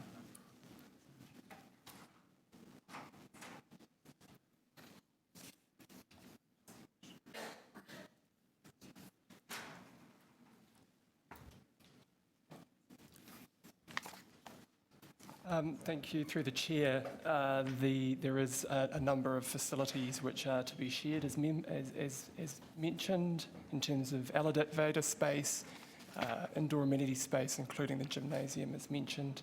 That is an agreement in terms of the sharing of that between the rental component and that ownership and the condominium corporation. That is a private agreement that will need to be established. There are many of these private agreements which occur across the city, where specifically rental replacement is achieved within a building, also including condominium title. Thank you. It doesn't quite answer my question, but I think what you're saying is that The city will take care of the rental replacement and that particular strategy of execution, but the actual facilities, the shared facilities agreement is really struck between the two private operators. Yes. And that we're limited to any interference to that private agreement. Is that correct? Yes. Okay, thank you very much. Okay, any other questions to speak? Councillor Wong-Tam? Yes, thank you. I'd like to move two sets of motions. Thank you. The first is to establish that specific working group that Bina was asking for, which we would be doing for the site plan regardless, because we're actually we're bumping up every site plan application in Ward 13. It is a phenomenal amount of work for the city planners, the applicants, as well as the local community, but I do believe that it gets us to a much better result at the end of the day. We don't, we spend a lot of time fighting and struggling over the height and massing, the tower separations of the building, but we don't put as much time into the human experience at grade, and that's what the site plan working group will help us do. And the other amendment is rather technical, and it's a request from city staff, and so you see that before you, is that this particular application is, number one, being recommended for approval by city planning, but it's also one that is very complicated, and I will tell you that I struggled as a councillor because it requires the demolition of 100 rental apartments in an era of right now where we actually see a housing crisis. The application is going to, in this case, produce a new affordable housing building that was not part of the original review of the rezoning. So that is actually a good news story. But the struggle for me, and I think the struggle for the local community, has been another rental building is coming down. Now, we don't get to stop them because it's just by way of an application coming in for rezoning, but we do get to work with the applicant through the process to make the application better. And I want to thank city staff for the hard work, especially the rental relocation staff, the hard work of making sure that it actually gets redeveloped with the replacement units, and that there are additional features that are coming back in for those tenants. It is not lost on me that the applicant was also working with the property owner, the owner of the building of the rental unit, so that owner will be coming back and still holding ownership of that building, and then on top of that will be the condominium tower. So they seem to have struck a financial arrangement that suits them. And by way of the fact that we don't have any of the tenants here deputing today, would probably signify that the tenants, although they may not be entirely happy, it is something that they can live with, knowing that they have the right to return. And when they come back, they're going to have comparable and enhanced units, as well as units with balconies with additional amenities and features. It is also important for us to note that as this application moves forward, there is going to be a lot of dust and debris and all the things that come with construction. Charles Street is one street that has, we have been working on streetscape improvements for some time, and we have the plans to execute, we have the money secured. What we need to do is have every developer off the street and conclude it with their high-rise development, so we can come back and put Hayden Street as well as Charles Street into a much better configuration than what we found it. And at the same time, we're sort of limited with that. I want to thank the local community, because I know that it's very difficult to receive another tower on what seems like to be a very narrow street. But when you have this catchment sort of tied with the Bloor-Yorkville Midtown urban design components, and that's the planning framework, this is what we're working with. There should be, and I would be remiss if I didn't say thank you to the applicant. I want to say thank you to the applicant because when the 650 Parliament fire took place, there was a moment in time where they actually stepped up and worked with us as part of the building was emptied. And they actually provided temporary accommodations to those residents, and that was an arrangement between Mod Development and the property owner of 650 Parliament. So there were times where everybody worked together to try to make sure that people in the city who were left without housing had some housing. These things are complicated. But I wanted to just, tip my hat to that, because I thought that they could have said nothing. They could have kept quiet with an empty building, and we know there are property owners across the city that sit quiet with empty buildings that don't put up their hand, but in this case, they did, and I want to say thank you to them. And with that, move the recommendations and adopt the staff report. Thank you. Okay, on the item, all those in favor, opposed, that carries. Members, on the item and the amendment together, all those in favor, opposed, carried. There you go, all done. Okay, so, sorry, sir, no, we're within committee doing our business now. If you want to speak to someone, we'll be on lunch very shortly. Okay, members, we have a few items that were timed for this morning where there are no deputants. I'm going to run through them quickly and see if we can dispose of them before the 12:30 lunch break, okay? First, TE 7.19 Queen River Secondary Plan, request for direction, Councillor Wong Tam. Or sorry, are there any members of the public who wish to make a deputation? Seeing none, Councillor Wong Tam? Yes, thank you. I'd like to move the recommendations. Okay, on the recommendations, all those in favor, opposed, carried. On item TE 7.23, which is alterations to a designated heritage property, 2896 Dundas Street West. Are there any members of the public who wish to make a deputation on this? Seeing none, I'll move the staff recommendations. All those in favor, opposed, carried. Item TE 7.24, alterations to a designated heritage property, 421 Roncesvalles Avenue, and authority to enter into a heritage agreement at 421 Roncesvalles. I have an amendment that City Council direct that should the revised plans be amended to reflect a lower height than proposed without any changes to the revised plans, the intent of the approval of this alteration application under Section 33 of the Heritage Act will be maintained. That gives us a right to get a lower building than what's in the Preservation Board report. Okay, all those in favor, opposed, carried. On